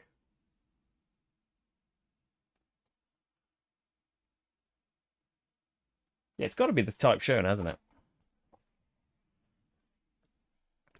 Like, moving along the card track is going to be important. But I think so that we could do upgrades if we've got people and the income's about to happen. Let's discard that for 2 money. And then we can get a person and a tile. And maybe, and we won't get to be put out onto a tile, we can upgrade on tiles we're already on. So where do I want this to go? You can look at it first, can't you? 3 cards would be nice, but I think I was going to go for gaining people. As much as I want more things around my cattle, which probably isn't happening at this point. I've already got... Oh, there's another wood factory. I was saying that there was only one out at the moment.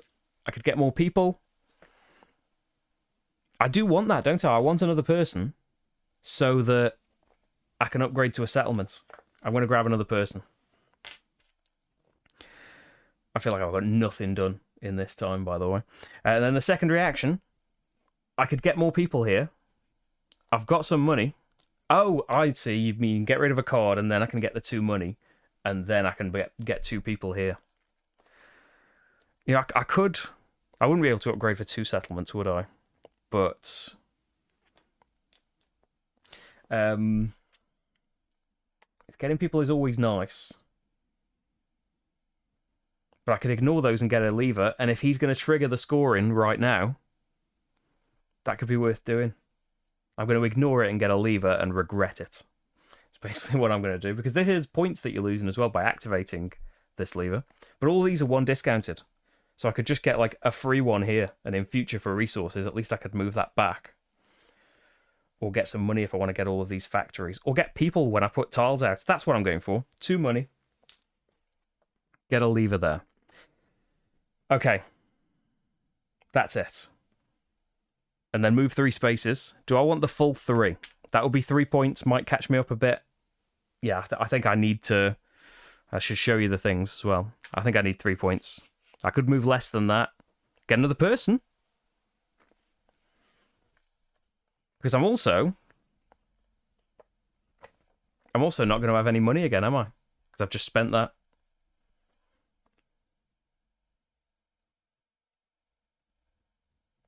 No, I haven't spent the... I haven't used this lever yet for another 2 money.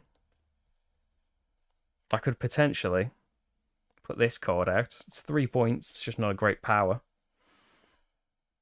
I probably can't play a card again. Right. Yeah, I'm going to just get the 3 points. Bot time. What are they doing with their last tile? They're going to... Is this the bottom? No. Is this? No. Cactus. Then... What's the highest up? Is it building? Is it hats? Is it settle? It's settle. So they're doing that. So they are going to put a building out. They've got 0 to 1 out on the board, so they will put a new building out. In space, if there are no tiles in the draw stack, they go to the top left. There's a little reminder here. So at number 30, there's nothing at number 30 to put a house down on. So they go all the way up and count back down to 1, 2, 3, 4, 5. So I think that's the tile I just put out there, actually. They're putting a new house out here. And that's it, isn't it? The thing I get to copy. Do I want to play or upgrade a person? Or discard a card for 2 coins? If I discarded a card for 2 coins, I would be able to play a card. Because we're about to be able to get upgrades now. So that's not particularly exciting.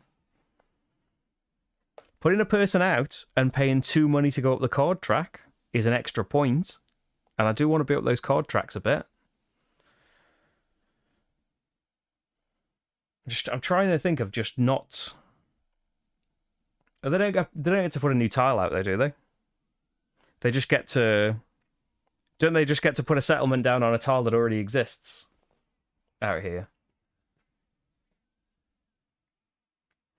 Like 31 is adjacent to something else.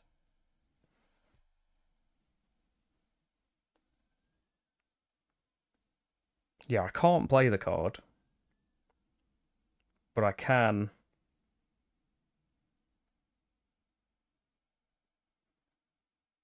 Oh, I don't need 2 people, do I? Because I've got this discount here. Let's put a person out.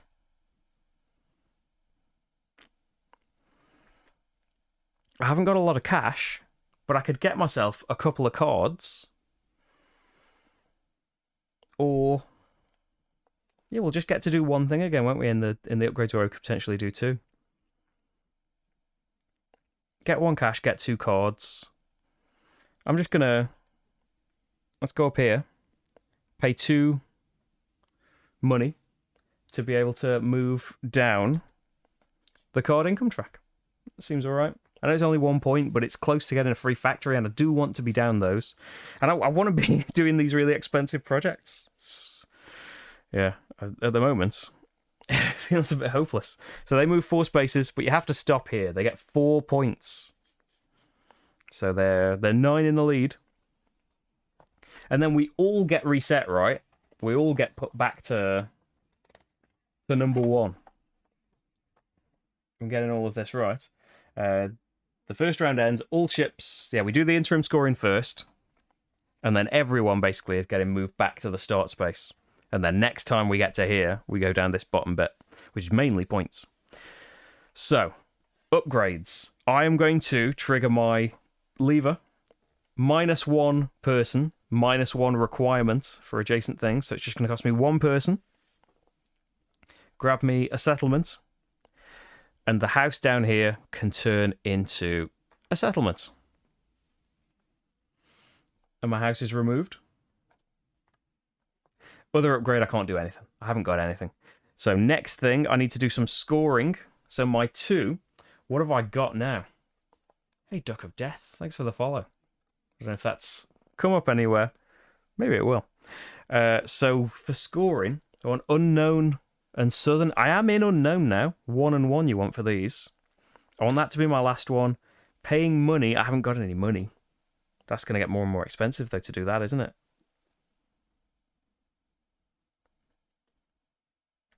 It's just going to cost me... I pay that many times to buy a point each. Is that? Remind me in the glossary of this scoring tile. Because I didn't choose to put that out. That's the bot doing. Give up 2 coins immediately, as many times as needed. As an addition, yeah, buy that many points basically. So next time, I would need to give up 12 money to get 6 points, admittedly. But yikes! Yeah, let's work towards it. But I'm worried about being able to succeed at that. So yeah, two. I've succeeded at that, so 2 points. Then incomes, I get 5 coins here. Haven't moved there, although to be fair, I've only had 1 turn, haven't I? And then, or have I had 2? Because I was quite far back, wasn't I? And then 3 cards and a point. Have a quick look at what these are. Just earn 8 money right away if you can produce all of that loam. Some money income, give up 2 cards for 9 points is pretty nice. It is a reference to Unforgiven. Is it coming up? I think what you say, Duck of Death, will come up on the screen. You're all coming through, don't worry. You're all coming through loud and clear. And if my chat... Yeah, it's working. So it should come up as well. I know that, like, there's like a the main chat box on YouTube it won't come into, I don't think. But it'll come into this central hub. So yes, we can build a statue and give up 2 cards for 9 points, which is pretty huge. And that's doable, isn't it? And rewards for having levers at the end of the game. Okay, they could be good things to have. Right. They're just cards I've gained. Stuff out here is 5 money. And then 1, 2, 3, 4. The cow is now next to 1 settlement. So that's going to be another point. So 5 points in total, right? 2, 3, 4, 5. I'm nearly caught up. Let's not move these things over anymore. A spammer? What's a spammer? I have to admit, I haven't seen Unforgiven. I'm glad you're here to recognise it, Matt. Right, so that's all the stuff on my playboard. Oh, we're forgetting Oh no, it's the next step. I'm not forgetting anything. The next step after income is reset all your levers, get a point for everyone you haven't activated yet. I haven't activated 2 of mine. I could get 2 money instead of a point, but that doesn't seem like a great deal. Let's get 2 points for having not activated those. Then they all get reset, and the region markers weren't even used. So then we just look at the things on his player board. So he's earning 1 point, 4 points. He's got no settlements next to his cattle. 7 points. 1, 2, 3, 4, 5, 6, 7. We have taught to make all of the solo modes. He is, isn't he? He's close to that. You can just about see 1 card over there. Right. So that's that. That's his income. We're all okay, aren't we? We reset our ships back to the top of here. And I'm getting first pick at least, but I suppose he's not that far ahead points-wise. By moving 4... I think he moved 3 once. By moving 4 every single time, yeah, he's piling on the pressure for me to do points, and I need to shuffle his stack of tiles, but also you need to just fling around the all of those orientations from spinning them have gone the same way. There we go. They need to go a bit further to get a bit more spin on them. There we go. Just for, when they choose a number from those corners. Right. So then it's my turn, isn't it? So I could get a region reward. I could pick, the bot gets points though. I get money for having things in regions, and I haven't got a lot of things, to be honest. I could earn a tiny bit of money here. This seems nice to me, especially because I've got that lever. When I put a tile down, I could gain an inhabitant. So then I could put a new house out, or I could just put a nice inhabitant out. Which would be decent, wouldn't it? That seems pretty good to me. Do I have a sun card that I would like to play, and I am able to play, if I was to pick that action? Sun cards, we're just looking at you. Cheaper to put cattle out. Might be good later. With some money income. Costs 6, which is pricey. And also is not doable without a factory. So I could sell this card if I'm not particularly attached to it. Getting more cattle out. I'm putting a pasture out. I could activate that lever. I would only move 1 space though. I want to move 4 spaces. Well, then he's going to leapfrog me, isn't he? If I move 3 spaces, he won't leapfrog me. But then he might pick 3 and move 4. And yeah, I should move 3 spaces. Yeah, let's pick this. I'm going to... Yeah, Tool does all the graphic designs, and David Touch does all the solo modes. That's board games. So I think I'm just going to discard this card, unfortunately. I do like it, but I'm not in a position to play it right now. And I don't want to give up an opportunity to play a card, especially since I don't have these levers that ignore playing or discarding a card to be able to gain money. If I had those levers, I'd be doing that and not giving up a card that I quite like, to be honest. But more money is good things. So, card bit done, tiles, and then a person. So let's see, where are we going? What have we got to put out? Ooh, income on both things, and that costs 6 money to go on. Putting it next to the cattle, it would be good to have houses all around here and get big discounts on, not discounts, but big monetary rewards for putting more cattle in this space down here later on. That could be nice. It's just the spaces down here aren't as exciting. I would like factories, to be honest. To be able to, we've got to think about as well. These projects are huge points-wise, but they're also huge cost-wise. So more factories will aid in that, won't they? Especially, my factory is doubled the points for it. Not factory, special project. Factories are the things that are going to produce us the goods. Yes, I'm putting them. I'm going to put them up here or over here for these factories. I need trees, not factories. I'm going to put this one then, although I don't want to have houses next to their stuff. I'm going to put them up here.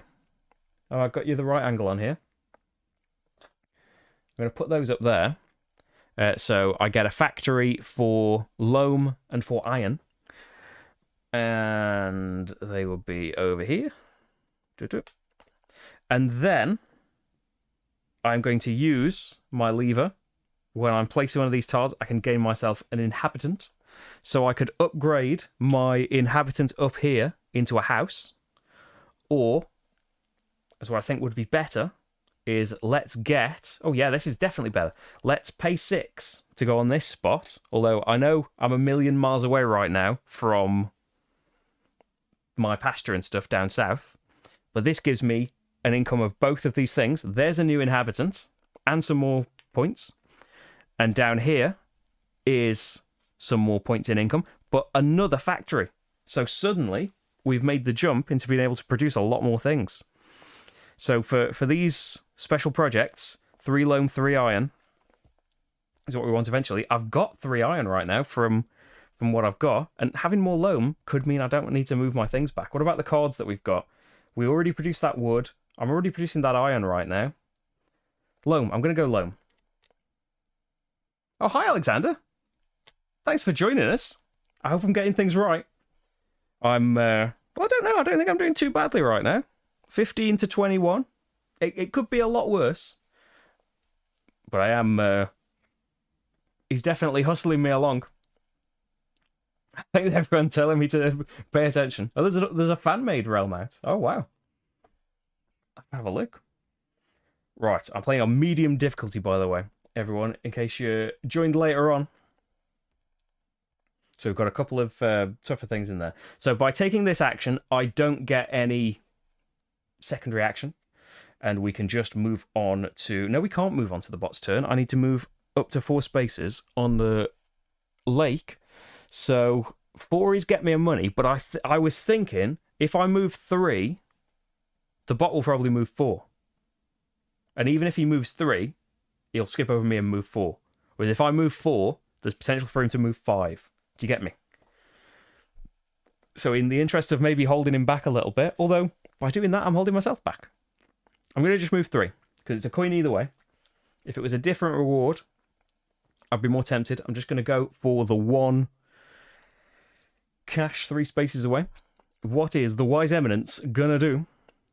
Let's see. Is this tile at the bottom? No. Is this one? No. They gain a cactus point. And then, what's highest up? Well, it's definitely building, isn't it? Nope. Nope. Yes. That's what they're picking. So they pick that tile, and all they're going to do is get a cactus point. It's an A tile, thankfully, so they don't get 2 cactus points. And then for me, I can play a card or discard one for 2 money. I do have a bit of money. It's disappeared quite quickly, hasn't it? So basically, as well, anytime you get to play a card, I said, like... I know it was a long time ago now. I said inside, these special projects are basically like cards. They just aren't in your hand. They can be played in any of the phases. They're expensive, but they get you things. So I'm not too far off being able to afford. If I had the money, I could do that one. What's the cheapest one? 9. I could get the money for that. It's just having 4 stone is beyond my reach at the moment, and the other ones... money-wise are beyond my means. So maybe not going to get to do one of those right away. I don't have the resources to do that, so you're off. I don't feel like at this point, anyway, this bonus is going to benefit me that much. This might turn out to be great. I do have the resources for it. I could afford it. Get me another money income. Not great yet, but great when the income happens. I already have 4 of these levers. So that's 4 points guaranteed at the end. Then the other thing, if I'm willing to go expensive, I'd have to go expensive and I'd have to move boats back that I don't really want to do. But I would like to just turn 2 cards into 9 points. That's quite attractive. I could, of course, ignore the whole secondary action and just put another lever out. because I want to have at least 7 of them so they're all worth 3 points each at the end of the game, and then I would like to have 8, so I'd get a bonus 6 points from having that card out. Ooh. And I could have things like move your boats back for free. Give up 2 cards to be able to get another person and 3 points. Alright, so tough. Let's go for...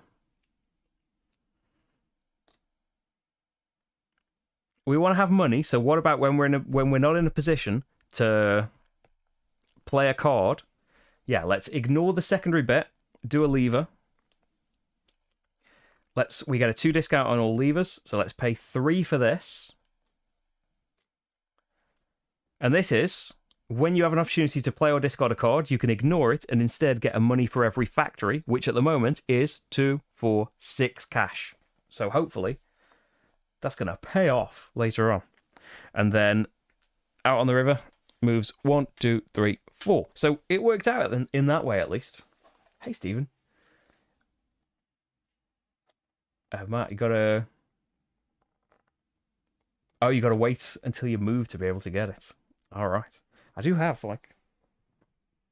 They've all moved, haven't they? All of my games around.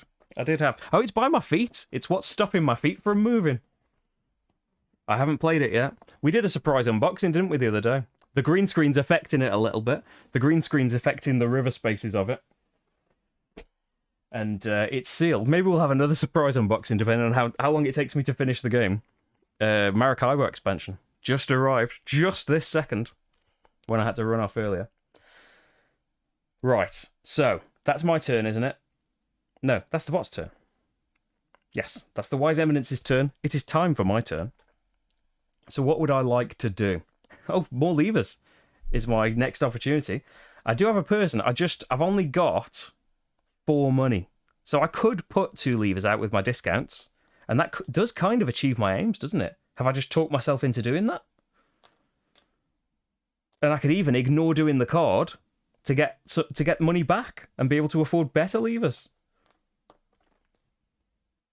Because I can't afford to put these cards out right now, or I'm not that inclined to. Yeah. Yeah? Yeah. Here's the action. Do I want to play a card or discard a dust card? I don't really mind this one. I don't really mind having this one. I could discard that for 2 money. So the interim scoring isn't coming just yet, is it? But we could. Let's ignore the card entirely and gain a coin for every factory, which is 6. Not the best it could be, but that's pretty cool, right? Then we can put a lever out. We get 2 discounts on levers. You know, being able to ignore a secondary action and do an upgrade is lovely. They're all lovely, aren't they? Being able to upgrade a card in future and just get 3 money would be nice. And it's just costing me 1 right now. Always nice to get an extra inhabitants and 3 points. I think maybe go cheap on these things. That's just going to cost me 1 and can earn me 3 points, 3 money, or maybe even points. You know, all these that I don't use by the interim scoring is points as well.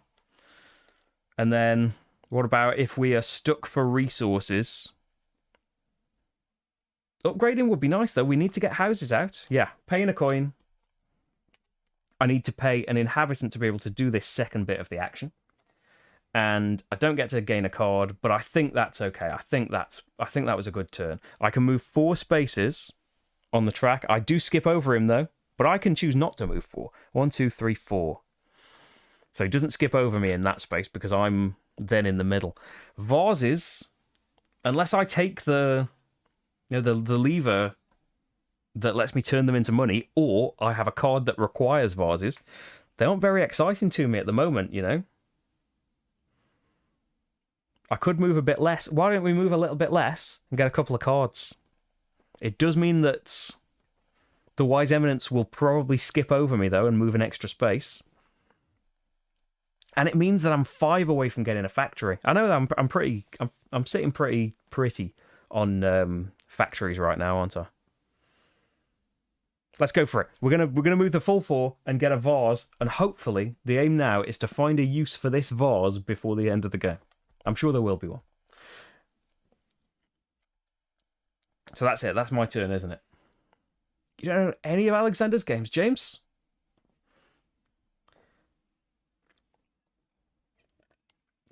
I'd like it's one of these things that I've bought and then realised that when am I going to get time to do these things?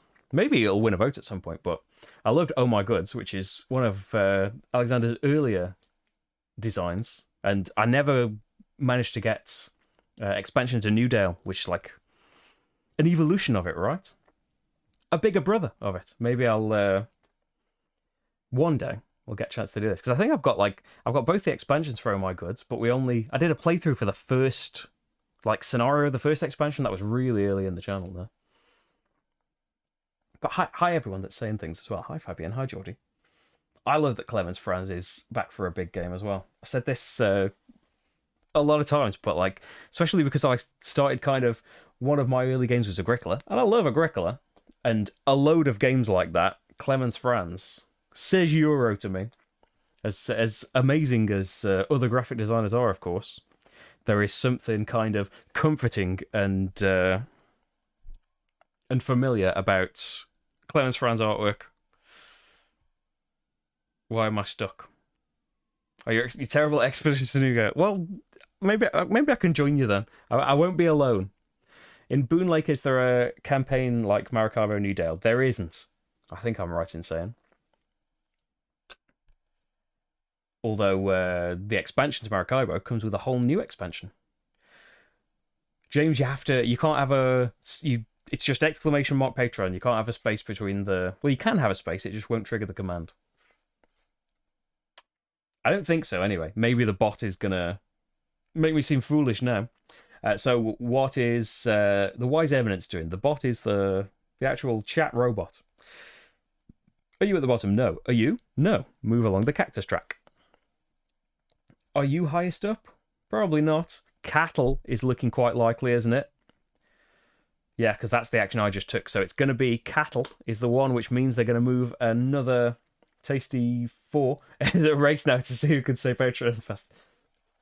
Right, so they're doing this. When they do that, they're putting a pasture out. We're looking at the top left number, 28. So they're in southern. Can they put something there? They can indeed. Can they put a cattle next to it? Yes. I don't feel like it's going to particularly help them where the cattle is, but they do get to... They'll get more income from that, won't they? And maybe they'll end up putting some structures next to it that'll pay off. So I get to either put a cattle out. I don't have any people, so that's going to be tough. But I can play or discard a card. I do have a bit of money now. What about for my 6, 7, 8 money? I can't afford my project still. That would get me 10 money, though. It's just, I wish that I'd done this one now, because then I could have moved back. No, I wouldn't be able to. Yeah, no, I wouldn't. I'm just short of 3 and 3. I can't quite do that. I need one more factory. But I'm not far off doing a project. This one, nowhere near doing that one. But this is the one that's double points for me, so I really want to do that one. Okay, so we're not going to do a special project. Do I particularly want to play any of these cards? No. Interim scoring is probably a couple of turns away. He's about to move 4, but... And then didn't see. Oh yeah, for the command. I don't really want to move back. I would be spending the 2 money just to move back and get a resource, and I don't really want to do that. Maybe I want to just spend the 5 and get this out. That's some endgame scoring. It's along the coin track at least a little bit, which isn't that much now, but maybe it'll be all right later. But I want to save money, don't I? I want to save money because that thing is out that wants me to spend 12 money on getting 6 points. Yeah, you know what? I'm going to not do anything with a card and get 3 money. Although I'm being allowed to discard any card here. Let's not use that yet. Let's discard this for 2 money. Boom.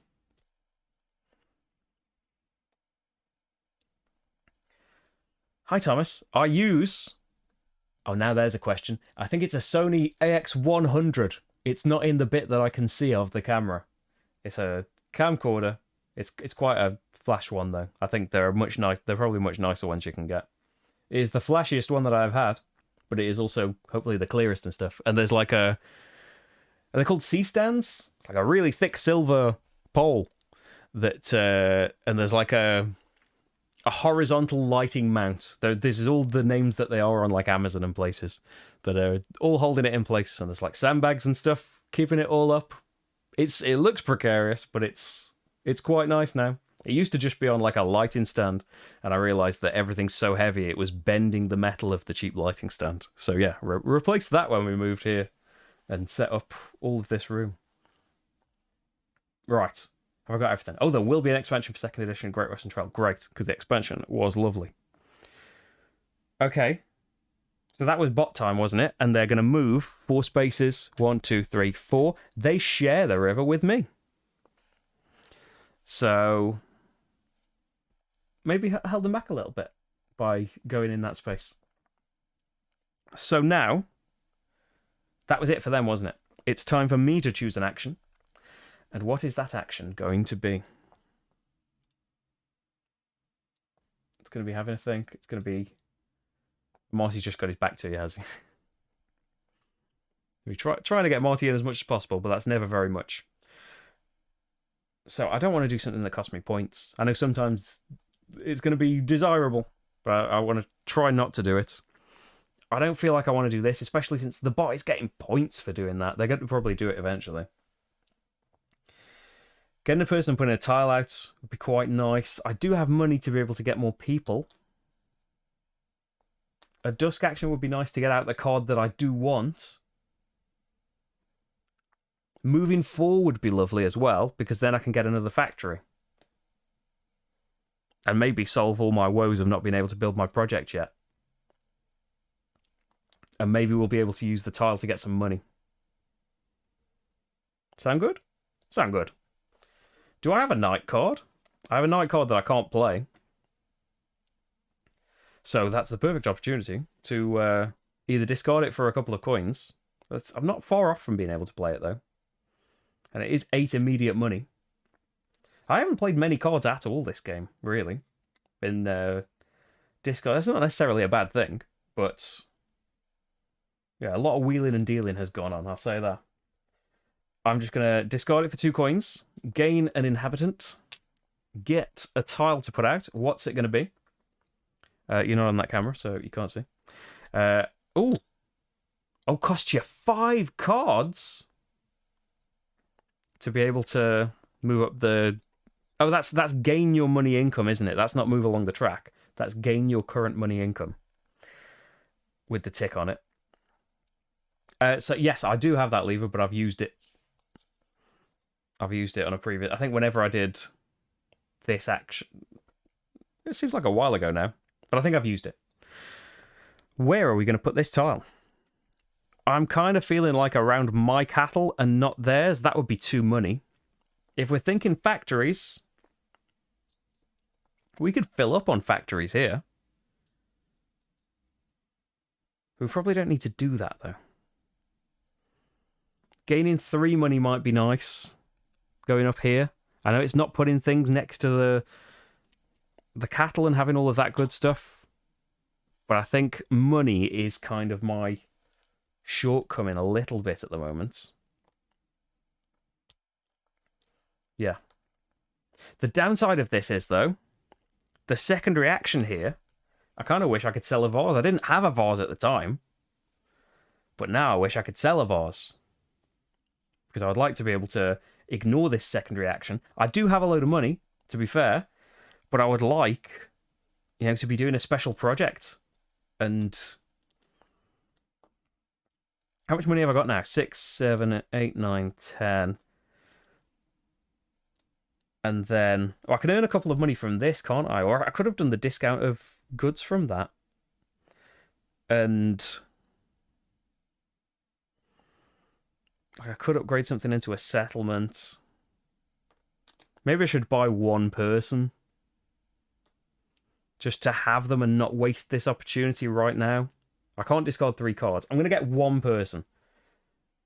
I don't really want to ignore for an upgrade. Although upgrading into houses, it's all right. No, we're not going to upgrade. We're not going to ignore and get an upgrade. I'm going to spend 3 money to get another inhabitant. And that's that. I moved 4 spaces along the river. Still this bit? Yeah. And then 1, 2, 3. Yeah, I'm going to go into the big pool bit. And then we can get another factory, which is going to be this one. And now we can do 3 and 3 to be able to do the special project. Move this boat back. 3 and 3. Okay.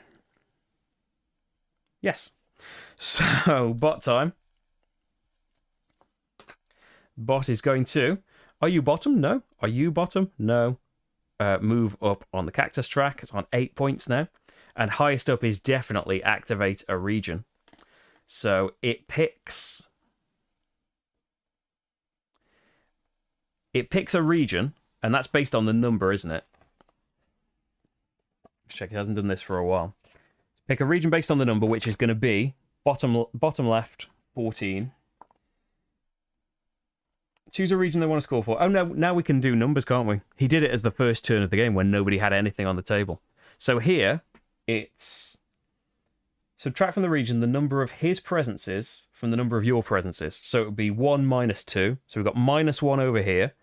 3 minus 1 is 2 over here. 1 minus 2 is -1 here. Regions whose rewards have been covered do not. They choose the region with the highest difference, where the number of your presences is most superior.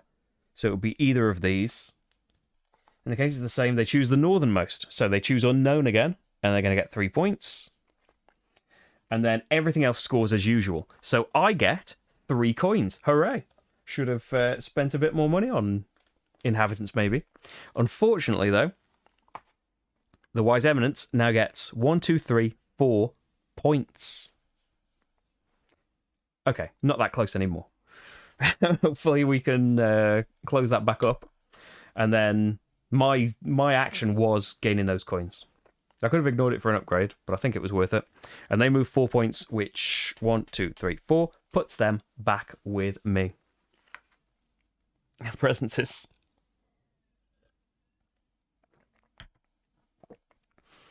So that was AI. Potentially, like, I might trigger the interim scoring here. I'm only a couple of spaces away, and it's, you know, it's not in your interest to do it because, you know, the bot skipping over your spaces and moving more. But it is in your interest because the rewards are great in this section, and you want more of them. And if I trigger the interim scoring, that's 1 fewer turn the bot has had to earn more points from it. So, I might want to choose an action that moves me at least 3 spaces. Which would be any of these top 4. Levers, anyone?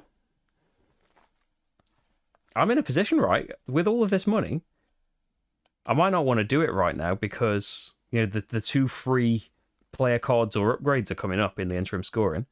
4, 5. Oh, and I want 12 money to do that scoring thing, don't I? Ah. 1, 2, 3, 4, 5. I've got 15 money. But I think I've got to save it. Which means what am I going to do when it comes to... Like, I could do levers and stuff, and that isn't going to cost me very much, is it? I could do 2 levers, maybe, from doing this again. That only moves me 2, though. Playing a card... I could ignore it. putting things out might be what I want to do. And being able to place a person, that would help me out money-wise, wouldn't it? Then maybe the action that I get from putting someone out would help me. It's just that you don't get a secondary action there.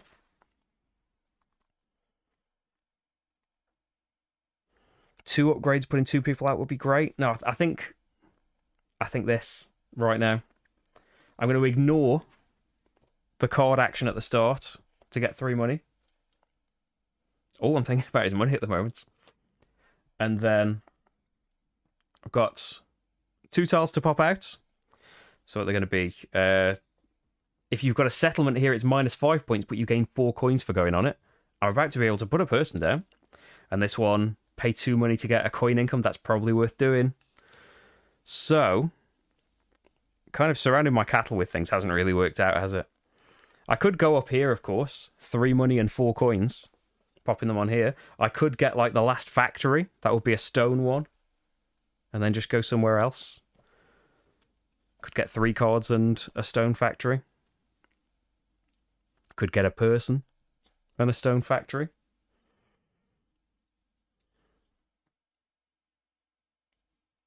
I think all I'm worried about right now, it would be nice to have some cards as well. Cards and money is what I want. So that's going to be 3 cards and 4 cash. We've got some nice money to go into these upgrades with. Should be able to do my special project now, which hopefully will catch me up a bit on points. And some nice cards. A bit late for this. Even more discount on the levers. Getting them for free. And a statue. Another one to be able to get rid of some cards for points. So useful to have the cards about, right? To get rid of them for this. Secondary thing no one gets to do. I get to move 4 spaces. I think... yeah, let's move the 4. Because there are no pools anymore. And just hope that the bot only moves 3 and so it doesn't get to skip over me. I'm going to move the full 4. 1, 2, 3, 4. 2 points. Triggered interim scoring. So remember, it's the second time now, so we come down this way. And let's do my interim scoring. You can see I'm just clutching the rulebook for good luck. Which is being green screened out a bit, isn't it? Right. Let's go up. 2 cards or upgrades. So the special project, you know, would be dead nice. What if I just upgraded 2 people into houses? Oh, it wouldn't. Unfortunately, I've only got 1 cattle out. I was thinking maybe that would be a whole row. It would be a couple more points in income. But, you know, another settlement now, that's another 3 points in income, isn't it? And I've got the discount thing over here. I can't put people out with this action. But I can upgrade people that are already out. Settlements are going to be nice later. But I haven't got anything else next to my cattle to benefit my cattle from these. So maybe we want to just play cards. And in terms of playing cards, special project right there that I get double points for. And it earns me more inhabitants. I think one of the things is going to be to do that. I'll still have 12 money. I'll have exactly 12 money, actually, to be able to do this project scoring. Pay 6 times 2 coins for a point each. So I'm going to pay 10. Oh, but I can't. If I do that... oh no, I can get a resource discount, can't I? I could either earn the 2 to move my boat back, or I could get a resource discount from this. It is costing me a point, I guess. Now, let's do that. I think getting the 2 coins and using them straight away to move the boat back is going to be more useful. It'll be more useful having 3 and 3. I don't think I need 4 iron for anything. Even though it's the same difference, having the boat there in future I think would be better. And we could always move it forward 1 to get some stone for free. So there we go. 10 money, 3 loam, 3 iron. Fulfills all these requirements. So you get 2 people. One of them goes into your supply. Marty's standing right up. One of them goes out here, and you get double points for this project, because this is the one I chose to put out. So that is 16 points, which should catch me up a bit. So what's that, 33? there we go. For the first time in the lead, and get a card income, which is going to be another point when income happens. So that's just my first thing. I think we should hang on to the money now, because I've got exactly 12 to be able to do the scoring here, which is another 6 points. So in that case then, we're going to need to upgrade things. And it feels like, although it's not in as useful a place, we should upgrade, say, just any of these houses into settlements. Because upgrading a person into a house is nice, but that's just going to give me 1 point right now. Although it does start to clear off this, and then I get this person and all of that good stuff.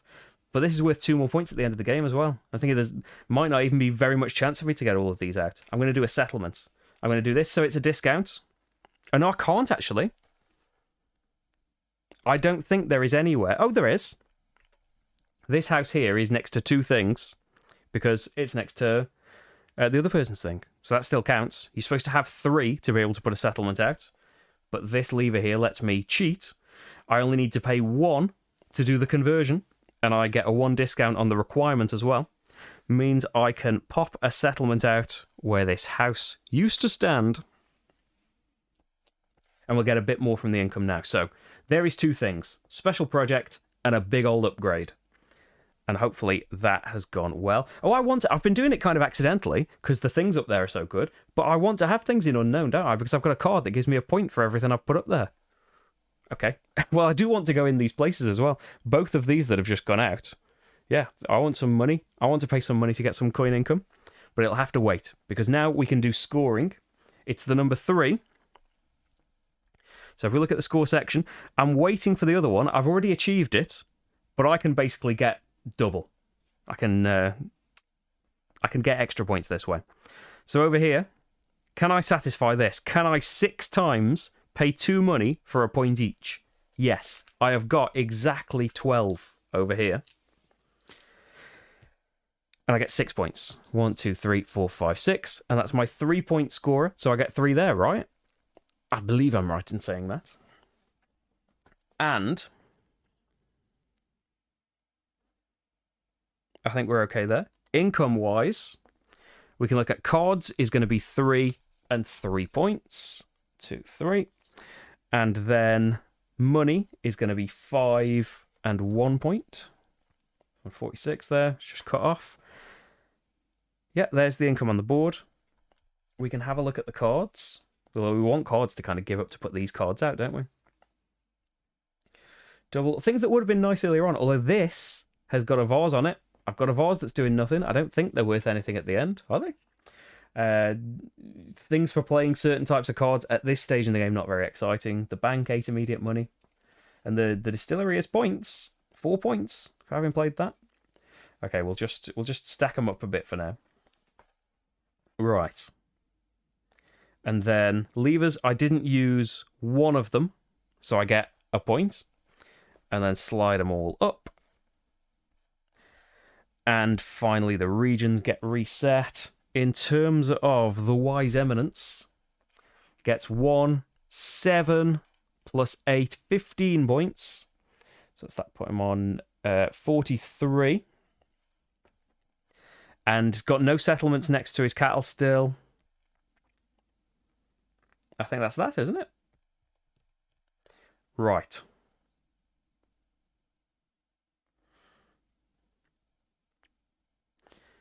So, I think, do you know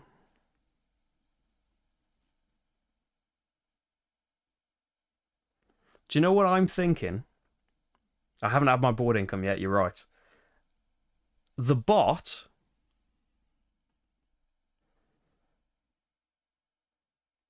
should have been putting its cattle out here, right? Because it wants to put it next to the places that have got the most things. Yeah, in their cattle pasture section.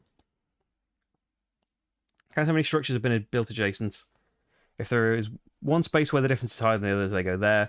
Or they choose the pasture with the fewest cattle from the pastures with the equally high difference. So they don't particularly care about houses and settlements. They just care about the most buildings next to it. I think all this means is... So looking at these cattle that are out here, they wouldn't have chose to go there because this one's next to nothing. So they would choose to go next to this one. You know, the most structures, but the fewest cattle. So it would kind of be the cheapest if they were a player. And then this one should have gone next to here, which means that this scoring, they will get a point for having a settlement next to their cattle. I think that's all the difference that it makes in terms of their points, but should have been doing that in the previous placements. And I think we're there for the third income, which means who ended it? It was me. So it is Wise Eminence time. Where are you going, Your Holiness? Oh dear. It's a B tile. There's some double things happening. I saw things move on the screen then, but I can't see anything's changed in my feed. If something comes up on screen, let me know that I've missed. So, is settle at the bottom? No. Is pastures? No. Moves 2 on the cactus track. What's highest? Not you. Pastures is higher, but even higher than that... Oh, I haven't had my board income. Thank you. Second time, I need to be reminded twice about that. It is 7 points. I've got 1 structure next to the cattle, so that is 8 points. And then 5 money. Yeah, my income's still 10. Oh, he's taking my levers action from me. Although I do have 2, 4, 6, 7. I have 7 out now, which will activate. They're worth 3 points each at the end. I would like 1 more out, which I could get from doing this lever at some point. And at the moment, actually, I could spend a person, couldn't I? Even though they're doing this action away from me, I could spend a person right now to do 1 if I wanted to. So they do this action. When they do it, they just get 2 cactus points. Which is going to be, they're on 16 for that income. So now, I could spend a person to get a lever out or draw a card. I think person, right? And I think I just want to do a really cheap one. I want to hang on to this money for these cards where I will be able to exchange cards for big, big points. I think they will be good to be the focus. And we do need 1 more coin income. Which means I want my boats in good places, which, yes, I'm going to spend a person to be able to participate in this and gain a lever. I get 2 discounts on my levers. I'm going to gain this one for free. That is my 8th, and I might be making use of that quite soon. Although that is, to save 2 money, you're giving up a point to activate that. Wouldn't you be better off? Wouldn't you be better off paying a money to put a lever out? And then at the very least, I could ignore a secondary action later to sell this vase for 6 coins that I might not be using unless I put out one of these cards, which I don't really feel inclined to. So I did that rather than draw the card. There's a load of levers. They are moving up 3 spaces. That worked out quite well, didn't it? Because now, 1, 2, 3. If they'd gone 4, they would have leapfrogged me, and then I would leapfrog them, and the game would end that much quicker.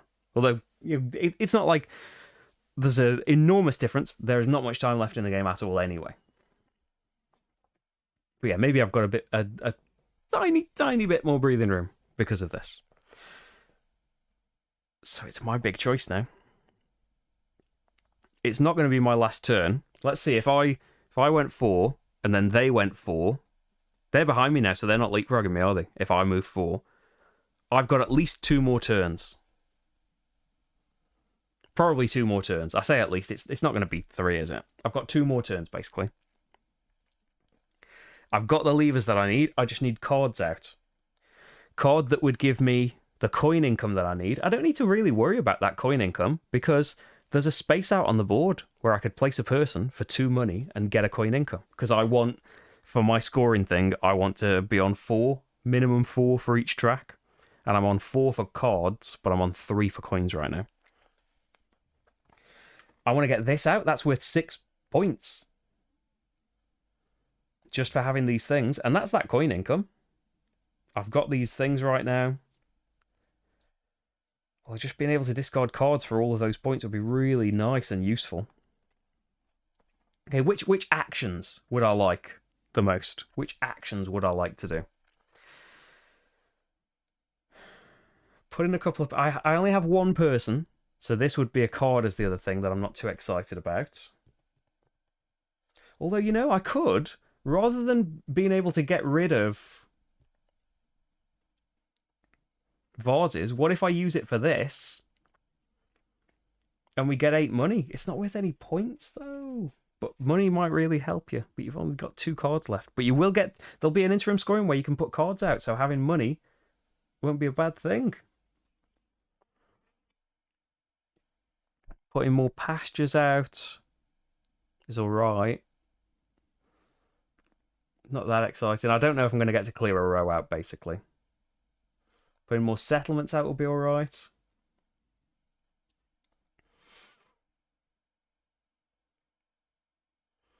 Oh yeah, bots that are either like easy to handle, but they're a little dumb, or complicated but smarter. It depends. Like it's nice that like really, although I was checking the rules a lot early in this stream, you don't really need to, do you? A lot of, well, everything that you need is on here, isn't it? What the bot is going to do based on the tile that it takes, and those little extra rules for cattle and stuff here, as soon as you've read it, like, it is there. It's not very predictable in the things that it's going to do and the places it's going to put things in, but yeah, it's kind of, it's kept me on my toes right from the start, hasn't it? And ended up taking some of the things in there. Whereas, like, I do really like say, like, it's what David Tursi always tries to do, right? Of like, he's big on try and make the solo mode emulate a real opponent, but for that you've got to have at least one of the games where it's a little hard in the beginning to, you know, you've got these flowcharts and things to handle in there. But I think like it has the benefit when the solos are like this that they can be much snappier games, right? I know I'm saying that like 2 hours in, but yeah, I'm ponderous. But yeah, you could, if you were just playing it solo and not streaming and chatting to people, you could play this pretty snappily, right? Because you don't have to decide too much about what he's doing, and it's still taking things away from you. It's still getting in your way with the pasture and stuff like that. Am I just talking so that I don't have to make a decision? Maybe. So I would probably like to move 4 on the lake, you know, for 3 points. As much as I would like money and stuff at this point, I think that's true as well. I know that it depends how the cards and things come out in Maracaibo, and it depends how the tiles have come out here a little bit as well. But I think in both cases, Gene in Maracaibo, the AI opponents, and the Wise Eminence they are hurrying you along the game. But I think I said this early on that like your game group or whoever you play multiplayer with in Maracaibo and Boonlake, maybe they're like that anyway. And maybe they are players that are just trying to get stuff done and they're rushing through it to get to these better rewards on the lakes and to get to those other spaces in Maracaibo. It just happens that like Rach and I, although she's much quicker at making decisions, we're still kind of like, oh, we'll just have a couple of steps. We'll take a lot of turns in each round. So yeah, it works both ways, but it's just that like if you're a player that's very, very slow and you're playing against someone who's suddenly very fast, you've got to step it up. I think it's great that there is, I forget the name of the creator now, which I apologize for, but there is someone that makes web apps for at least some of David's solo modes, like the Teotihuacan bot and the Kanban EV bot, and they are like they're a lot easier to handle. Like it just does the calculation for you and tells you things like that. But yeah, I prefer that definitely. I know that sometimes when they're available, I've done playthroughs with the cards, but it's just to kind of show you what you would be getting if you just had the game.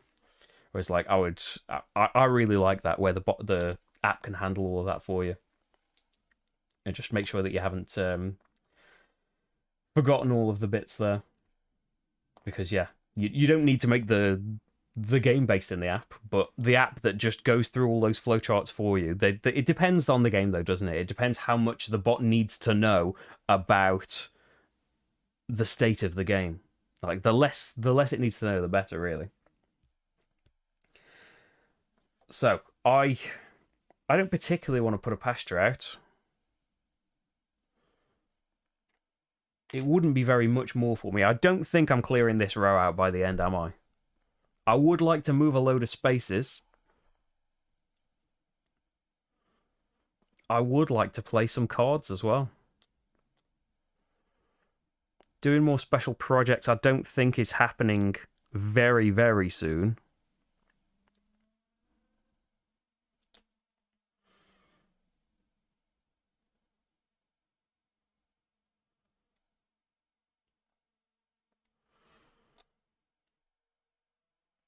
We could go for...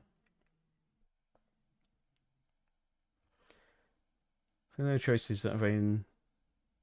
Yeah, like the closer they are to an actual opponent, the more you can base your decisions on that, right? And like, yeah, it depends what mood.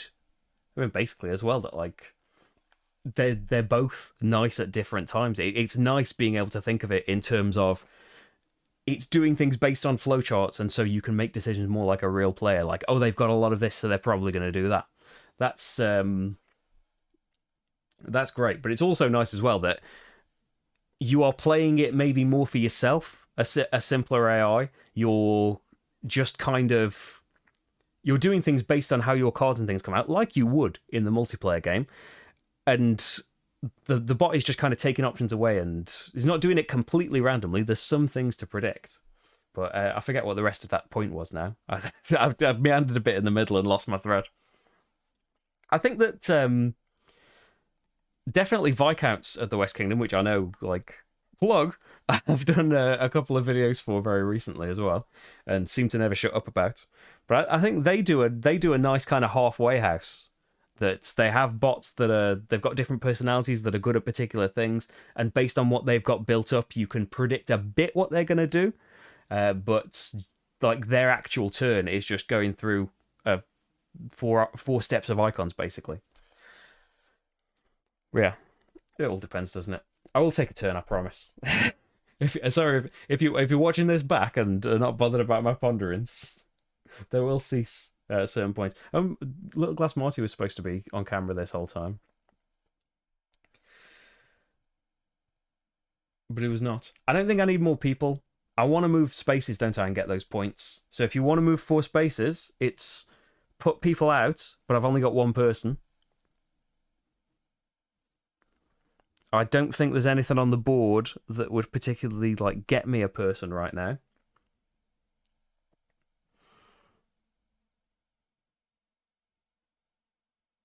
Like doing upgrades would be nice. It's just we're so close to the end. I could get some money, couldn't I? I could get some money by playing this card, and then that deals with my vase.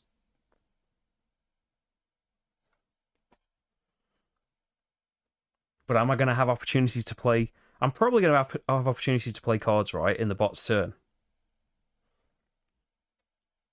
I do need to move boats to do that, though, so that's probably not worth it. Dusk isn't happening, so why don't we do an action that will let me get someone out, and at worst I could ignore that card play and earn some money and be able to do things next time. I probably don't want to ignore the card play. Ignore the first card play, maybe, and not do that night card. Yeah. Let's get someone out or upgrade someone or something, and let's do a 4 action. Okay. Do I want to upgrade someone into a house? I'm probably not going to be able to, though, put 2 more houses and a pasture out to unlock this person in this row. That's probably not going to happen. I don't, though, have a house that I could turn into a settlement with my discount. I've only got people out right now.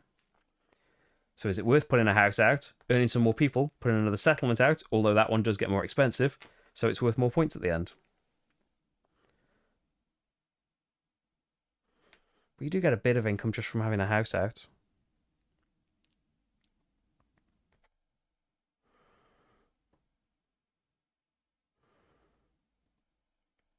Yeah, we can't gain people this way. Let's just do it. Let's Let's spend a person to turn, and obviously this would be great if it was by my cattle, but it's not.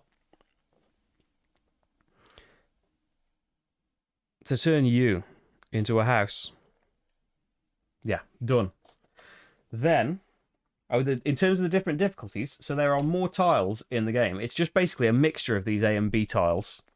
So, when you've seen the A tiles, those are the ones that are doing things a bit shorter, basically. They're putting out one house or one cattle if they're at the bottom, and they're moving one space along the cactus track. The B tiles, I don't think every single... Oh no, all of the ones. So if you've just settled, which I'm settling. So they're going to get to put maybe 2 houses out, which I might not want here. I might never want to choose that. And I've skipped the card play, I think, haven't I? I don't think I want to choose that. So we'll keep an inhabitant and leave that as a person. I don't want to make that the bottom one. I haven't played a card yet, have I? And discarded a thing. Choose the second one. We'll still get to move 4 spaces. We'll still get another turn afterwards. Play 2 cards. Basically, have we got the requirements for these things? Probably going to have to skip one and get some money for next time being able to play another card. So I need stone. If I want to do both of these, discard some cards for some big points. I need 3 stone, which means you can go forward, you can go back. You can't see what I'm doing, which costs me 2 money. So there, I've got 3 stone, 2 wood is handled by the factories. Play this card for 8 money, which I can't afford. But I can do this to... I could have done that to lower one of the resource requirements, but I'll just get the money, because I need the resources there for next time. So I have 1 left. So, right away, you move up on the coin income. So now I'm at space 4, which is what I needed. And I've got 7 coins and a point as my income. And then also, I will discard 2 cards for 9 points.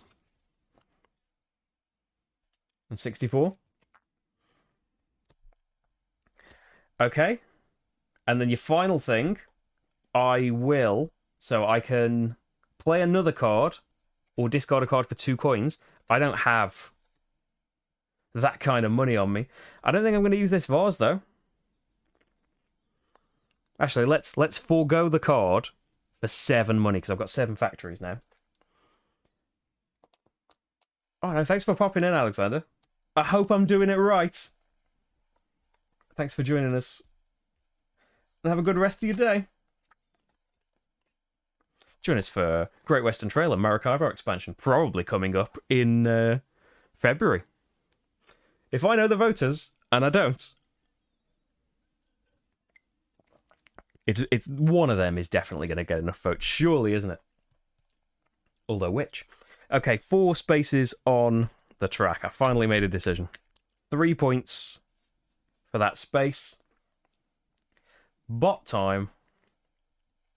Because then at least the bot isn't going to get to build things, which I know, like, you might want them to be able to build things, because then you can build around them. That's not on the bottom, that's not on the bottom, because I'm kind of avoiding cattle and settling now, so that they don't get to put a load of extra things down. So what's highest up? It's actually regions, and they're only going to get to move 2 spaces. So regions... The difference is -1. They've got 2 more there. I've got 1 more there. Same thing. They're going to do unknown again for 3 points. And then everything else scores. They're going to get 1, 2, 3, 4 points instead of coins. I could get 1, 2, 3 coins, or I could ignore that action and say...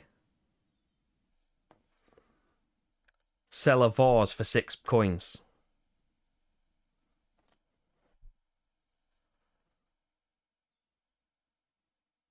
That sounds good to me now I've said it.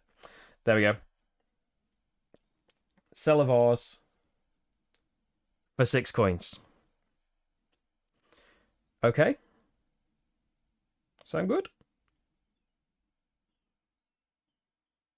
Is that worth it though? You've lost a point from that vase being down.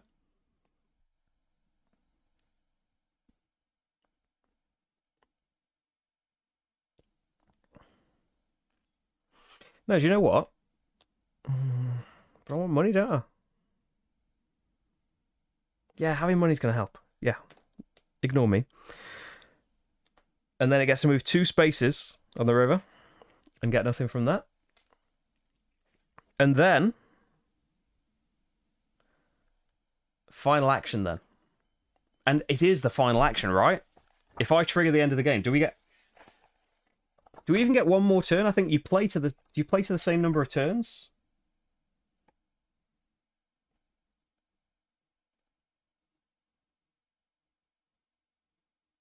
The 4th interim scoring is triggered only when one ship has moved into the last space and everyone's had the same number of turns. So, if I trigger the end of the game here, the bot doesn't get another turn. Which sounds good, doesn't it? I'm thinking. Tiny Epic Western, right? TEW. Yeah, we need to end the game. So we'll take something that moves us more than 1 space. And what's that going to be? Gain a person, put a tile out, and then get more people could help me. 2 final upgrades could be putting a house out. I don't think that's that exciting. I don't think I should really do that. Putting people out now isn't great because I've only got 1 person. So I could do the card play and then... I want 2 card plays, really. So we could put a pasture out, gain something for it. But I could play the cards as the final thing, couldn't I? I don't necessarily need to play them right now. What would earn me the most money?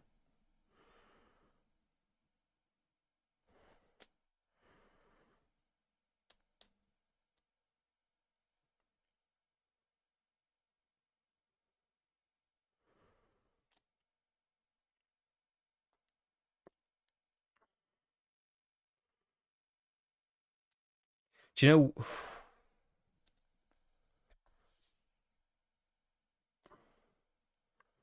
What about putting people out down here and getting an 8 points for that being a settlement? Although they get the point for the cattle, don't they? The same as I do.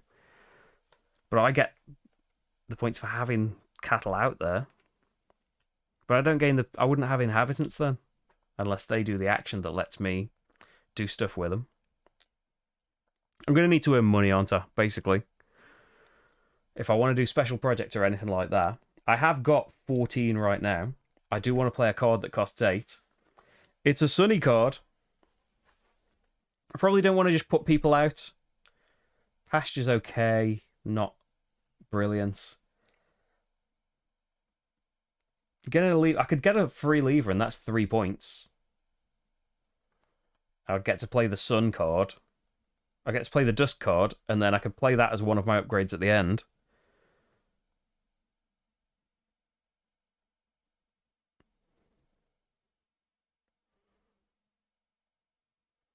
Yeah, I can either... Well, instead of just putting a pasture out then, why wouldn't you put 2 tiles out and get things from those? So maybe I'll be able to get stuff that I could do things with. So get 2 tiles and put them out. Gain 2 money, spend 2 money to get a vase. And what would we like? I think more money is going to help. More than anything. But the only money that's really on display, apart from this money that's miles away, and we can't get to, is just 2. So we get 2 lots of 2 money. Is having a person going to help? It would help being able to put more people out now. Oh, and I do get a bonus person if I use that lever.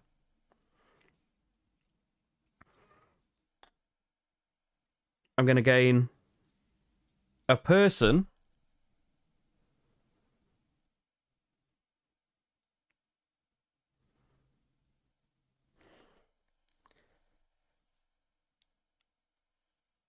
And a person. Does this work? Can I put something out? I haven't played a card. So this is the right type, isn't it? 8 money. Do I have the right resources?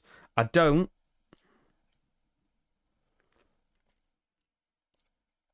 So it's going to be 2 more money to put you back to wood. And then I go up card income, and I can discard 2 cards for 10 points. 77. That's the card. I've put the 2 tiles out. And then by putting tiles out, I can gain a person by doing that lever.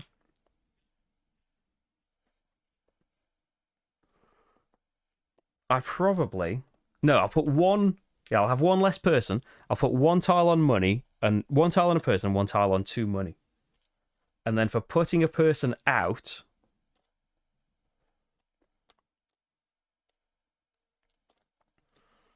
Because there's not a way of getting more money, is there? They're not getting a turn.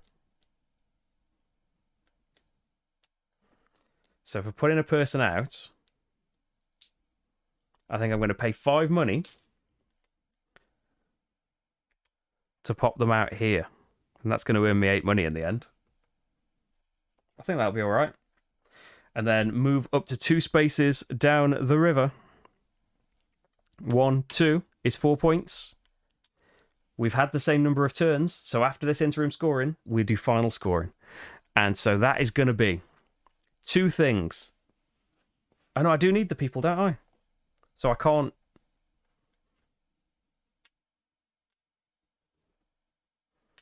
I can do it, it's just not going to be as exciting as I thought. So 2 upgrades. I can upgrade this into a house for the cost of 1 of my people. And then with my discount, it costs me 1 to turn that house into a settlement. And there are 2 things next to it for the requirement, by the way. It's 2 cattle there. The downside is, right here, I have an extra person cost, or 4 points. So, you know, I could have taken another person instead of that 2 money, but then I wouldn't have had the money to be able to put the person out. So I think this is worth, you can pay a person or 4 points. That's just basically going to cancel out these 4 points, unfortunately. So I'm going to pay 4 points to turn that house into a settlement. There's my 2 upgrades. Then scoring. Have I got both tracks to at least 4? This one is on space 5. This one is on space 4. So yes, I've done it. That can go there. It's my scoring disc number 4, so I get 4 points. Then income doesn't matter, does it? In terms of, like, I'm pretty sure it just tells you to get money and stuff in the last scoring, because it just tells you to get points because your money doesn't mean anything, does it? But yeah, all you score for at the end is the levers, the cards you've played, and the structures you've got out. You don't get any points for having cards or money that you didn't play. So that's just like a point on the money track, 4 points on the card track. 1, 2, 3, 4, 5 points for me there. And then my levers that I didn't use, that's actually 1, 2, 3. Not too bad at all. And regions get reset, although they don't at the end. The Wise Eminence's income doesn't seem to have gotten a lot out, actually. 1, 7, plus 18, 25 points. Having said that, he's actually going to jump up quite a way now, isn't he? And then a point for every settlement by his cattle, which is going to be 2. There are 2 settlements now by his cattle. So he's on 78 there. And another... Oh, what am I missing out on? Lost in my own... the canyons of your own mind. You got some little metal train engines and charms with a horseshoe for Great Western Trail. That sounds really cool. Less than $15. I don't know if there'd be like a UK equivalent. Yeah, I'm with you, Monica. A lot. There are some fantastic Etsy sellers in the UK, of course.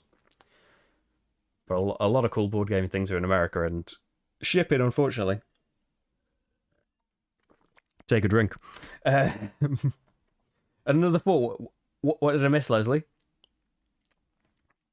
I didn't see when you said that. I am sure I have forgotten something. But what was it? Scoring bonus doubles. Oh, for my thing. Oh, yeah, for my thing. It's not 4 points. 2, 3, 4. You're scoring your own things. It doubles. So for final scoring for the bot, yep, you carry out the last action. They get their income one more time. Oh dear. Okay, so my final scoring is I have more than 7 levers, so I get 3 points for every one. So that's 3, 6, 9, 12, 15, 18, 21, 24. I think we're okay. So 1, 2, 3, 4, plus 20, 117. Have I got my 100 chip? Oh, here it is. There we go, there's my 100 chip. Then, cards that you've played that are worth points, which I think it's just 2.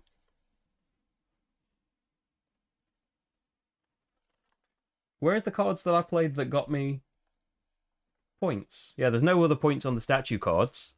So I think the only cards that I played that were worth points, unless I've chucked them away accidentally, they're worth 5. Oh, and don't forget my trusty cheap levers card. There's another 3, so 8. And then a point for everything you put in unknown, which is 2, so 10 altogether there. And then things that you took from the tiers. So I have taken a settlement from here, that's 2 points. Settlement from here, which is 4 points. So 6 altogether. And I believe that's it. Coins and cards don't get you anything. And the wisest eminence just gets, I know I've just read this, just gets the income again, right? Gets his income one more time, plus, oh dear.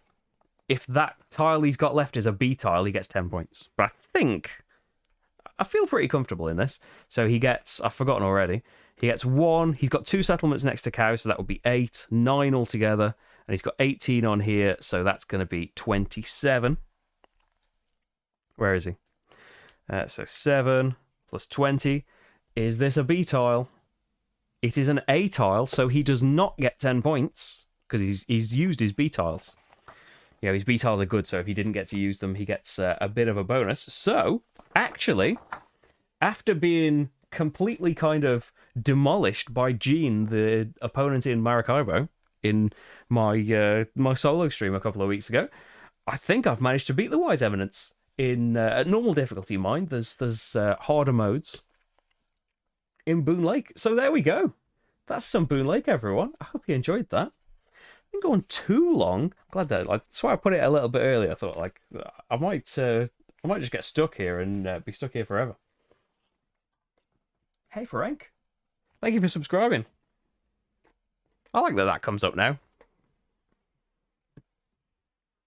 Right, let's see. What are we on? Am I needed somewhere? Can we do a surprise thing? I don't think I'm needed anywhere. Oh, now live on your channel, Boonlake. Who knew? So yeah, thanks everyone for watching. If you were just here for the Boonlake, I don't blame you. That's what the stream's for. Thank you for being here. I really appreciate it. If you're not already, please like and subscribe and follow on whatever platform that you're on. Algorithms and I really appreciate it. And if you'd like to help me do more things, patreon.com/slickerdrips or Ko-fi down here in Real Me. You're on the table. You're in Real Me. Yeah, any support on there would be massively appreciated, and is the reason that I'm able to be here today, messing with streaming software for ages, and then playing some Boonlake. Because yeah, other days I'm at my normal job, but today, for now, I am here, and it's all possible thanks to the Patreon. Thank you very, very much, patrons, for being there for me, and. I have some opening apparatus. I have not prepared for this, so... Yeah, Marty's pleased in his sleep. That's the last... Oh, thanks, Darkmind, yes! We have our friendly chat robot now that can give you direct links to these places. I'm not sure, like, if anyone's still on Twitch, I know that, like, YouTube's the main thing, so it would be like that. But I know that there might only be a couple of people on Twitch, but if you're on Twitch, does that come through to Twitch?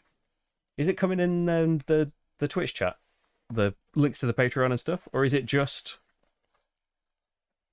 Is it just for... It is coming through there.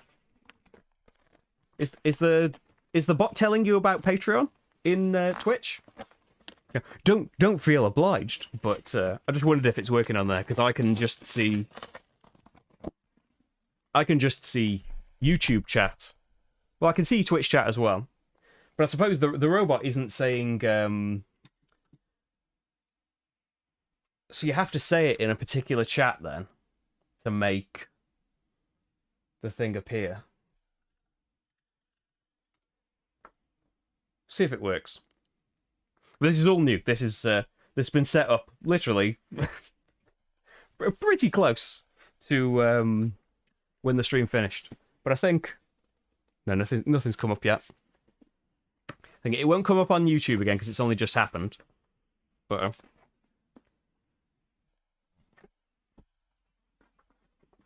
Right. Have a look. Hopefully. Didn't just dox myself there. But here we go. Here's some Maracaibo. The bot doesn't seem to work on Twitch. Maybe I need to do something to make it work on Twitch. It was a bit hastily got together. Hey, don't mind. Thanks for following us on Twitch. Shall we... Now I've put the knife somewhere that I don't know where it is. It's like... Box size it's as big, but like depth, it's about half, right? Maracaibo is behind a load of teddies, or I'd show it you. It's behind the Stotts, if you're familiar with the Stotts. Americans, I would be surprised if you're familiar with Donald and Davy Stott, but I would also be incredibly pleased if you were. Right, Maracaibo. The extension. Before your first game, do these things. The automaton changes a bit. There's new project cards to shuffle in. I know that there's an entirely new campaign, right? Like there's a new campaign, but also, hopefully, is this all in focus nicely? It might be a little out of focus because it's a bit higher up than the game we were just playing was. It might be a bit more in focus down there. Because it's manually focusing on things. I think, yeah, we could make it look a little bit nicer than that. So yeah, you can play the new campaign, you can play Unrest mode, you can play all-inclusive, or cooperative in the Caribbean. That sounds amazing. I didn't read that it had cooperative. So they're particular scenarios that you can play. Oh, and there's the rescue over the page. So you can play different scenarios included in it. So like, there's a new campaign. You can play this even if you didn't play the base game's campaign. And the campaign is the Uprising. You can play Scenario Unrest, a competitive scenario that lets you support the Uprising in the Caribbean. There is no nation scoring. All-inclusive, a good choice for your first game. Adds random legacy tiles for the board. Co-op lets you cooperate to support the Uprising in the Caribbean and drive out the European nations. That sounds amazing. Like, new campaign and stuff, and Maracaibo is a great game, but... Co-op in a Great Euro is a massive plus, and also, thematically, I'm down with that. Scenario, The Rescue. This is also cooperative and lets you try to free freedom fighter Luisa. It is particularly challenging. Well, this all sounds great. New stuff for Maracaibo, but also, like, a co-op mode, new scenarios and things. You know, have a look at... I'm not sitting quite right, am I, for my green screen effect either. So we've got a load of new things, jigsaw puzzly pieces, and I think jigsaw puzzly ships, right? Yeah, ships with punch out parts. Oh, is it like What's the game that we played recently that's got like dual layer playboards, but you make them? I forget now. We didn't play it very long ago. Is it Maracaibo? Is it It's Boonlake, isn't it? Yeah, Boonlake's dual player boards. I can't show you this because I've put it together now.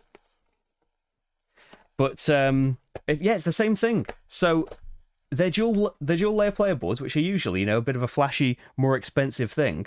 The way they work is, how like you get these punch boards that don't really separate. Sometimes you get them and they just come right apart as you're punching the stuff out. Some they're sealed together like this. So they come separately and you fold them together and it's got these stickers. So you're kind of making the dual layer player board rather than it coming like that. Oh, Praga's like that as well. I'm sure like I have a prototype of Praga. I'm sure like it doesn't really matter to me. It works much the same. But yeah, my Praga came with some of the things pre-assembled. So I never saw that in there. So Boonlake has been my first exposure to that. I think it's a great idea, right? Because it must increase the costs that however they make those player boards in, say, Scythe or something like that, that must add to the cost of the game because you're printing extra things, but it's also got to be like pre-punched out and glued together however it is, right? So like it's not much overhead to do at all. I really like using these stickers and yeah, it's really cool. Here's your insert. But yeah, let's face it, this stuff, the Maracaibo box was kind of full, but yeah, surely this stuff is going to fit in there. I don't think I'm really showing you anything particularly spoilery. His story cards. I'll show you all of that stuff. But yeah, more and more stuff from Maracaibo. As far as I can see, this is just going to go... Well, the deck's getting mixed in, isn't it? A lot of it. It's probably going to go in a separate box for the new story stuff. I think it might be a bit of a squeeze. It's been a while now since whenever I did that playthrough from Maracaibo. It might be a bit of a squeeze, but I think it'll all fit in there. Yeah, you're right, Stephen. They warp sometimes, don't they? The player boards the dual layer player boards that come like ready made have a bit of a warping problem as well. But like so these are just to like replace all of your player boards from now on, then, right? I don't think there's anything specific about these that's any different, is there? It seems the same to me as your standard ones. There might be a bit more space in, like... There's these jigsaw piecey things to come out, but they're jigsaw piecey so you can lift them back out again, right? Oh, like that's your... Oh, that's really cool. It's the bit of your board, isn't it? It's the bit of your player board that has your combat actions on it. And when you upgrade it, you just flip this tile instead of just like having a dot next to different things that lets you do... is that a new action? Take all sorts of things off. And this is like... And so this goes over here on your player board. So this is like your village actions, right? And when you get to upgrade it, it'll do different things. Hey, we'll get to all of this. I imagine... Yeah, Maracaibo, I was late to the party. So late to the party for Maracaibo. I did a best of 2019 video, I think, in 2020. And so, or last year. Yeah, I missed it. For some reason, never did one in 2019. And so did one late, and I think it was probably about a year ago. I did like the best of 2019, and everyone was saying, "Where's Taverns of Tiefenthal? Where's Maracaibo?" And it's just I didn't get a chance to play them at the time. But yeah, got around to Maracaibo last year, loved it. You were right, I missed out. I don't know what my point was there, but yeah, I'm going to catch up, and we'll get on board with Maracaibo. Oh yeah, even though I was so late to Maracaibo, it did very, very well in the votes. We have playthrough votes every month for patrons. Patreon.com/slickerdrips, which is coming up very soon. Next Tuesday, I think the next vote will be. What I'm saying is, Maracaibo base game did well about a year and a half after the game came out. I feel like the expansion's going to do pretty well in the vote next week as well. And there is a lot of stuff coming up as well. I know that like there's so much stuff here that like Tavernusi and Origins didn't get that many votes, really, like in terms of the other games. That's why they haven't been done yet. Maybe I'll try and do like Tavernusi or something next week before the... Like, we'll have the vote next week, but wait a few days for results while they're coming in. try and get one of these things in, because yeah, there's so many great games that just kind of miss out because I can only do so many every week. But they've got this. What have we got downstairs? We've got Titan. We've got. I said it all in the Discord actually. Yeah, if you're a patron, you get to join the Discord as well. I've said loads of names of games that have just arrived that I'm really excited about. Yeah, Great Western Trail 2nd edition's here. It's got a solo mode in it now. So yeah, there's going to be at least one. I imagine both of these are going to do fairly decently in the playthrough votes. And Titan, we haven't opened Titan yet. It's a terrifyingly huge box. We've just got Aeon's End Legacy 2, but I would really like I don't know how many of you are fans of Aeon's End in general, but are like fans that would like to see it a lot. Like the Role Player Adventures campaign finishes on Friday. It's the last chapter of it. The Aeon's End Legacy is here, but the other 2 boxes had story in that we haven't played and seen. I would really like to. I don't know if Rach is up for that, and I don't know if many people would watch it, but I would like to kind of fill in the gap on the road to doing Legacy. Maybe we do Legacy in a stream at some point, yeah. But yeah, that's coming out at some point soon. There'll be something for Aeon's End Legacy anyway. A lot of good stuff is arriving right now. It's kind of Kickstarters are arriving, but also it's things from like it's things like Boonlake. I know I've had it a month or more now, but things that came out at Essen that were big things that I've finally have come into shops and that I've got hold of now. Like everyone was grabbing their copies of Great Western Trail 2nd edition at Essen. It's taken me a little bit, but hey, we're getting there eventually. Thanks everyone for being here. Andrew, Boonlake versus Maracaibo. I like Maracaibo more, but it's just because like in solo I could see more, and it was like we've only had a couple of games. But even if you're being rushed along Maracaibo, I like the theme a lot better of Boonlake. But even if you're being rushed along in Maracaibo, and if I lose in Maracaibo, I can kind of see that, oh yeah, I was doing this thing, or I was missing out on this, and I should have been catching up on exploring or something like that.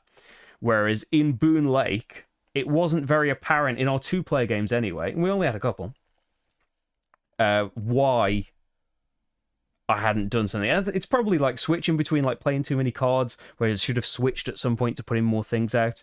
And the games will be different from having so many turns in them. But it's a very early stage. I've played Maracaibo a lot more times. But yeah, and especially now I've seen the things that are in this expansion. I didn't read anywhere that there was a co-op mode, or I did and I've forgotten about it. I'm sure if I went back to my Essen video, then I probably said it there and I've forgotten. But yeah. Co-op in Maracaibo, amazing. And Rach enjoyed Maracaibo as well.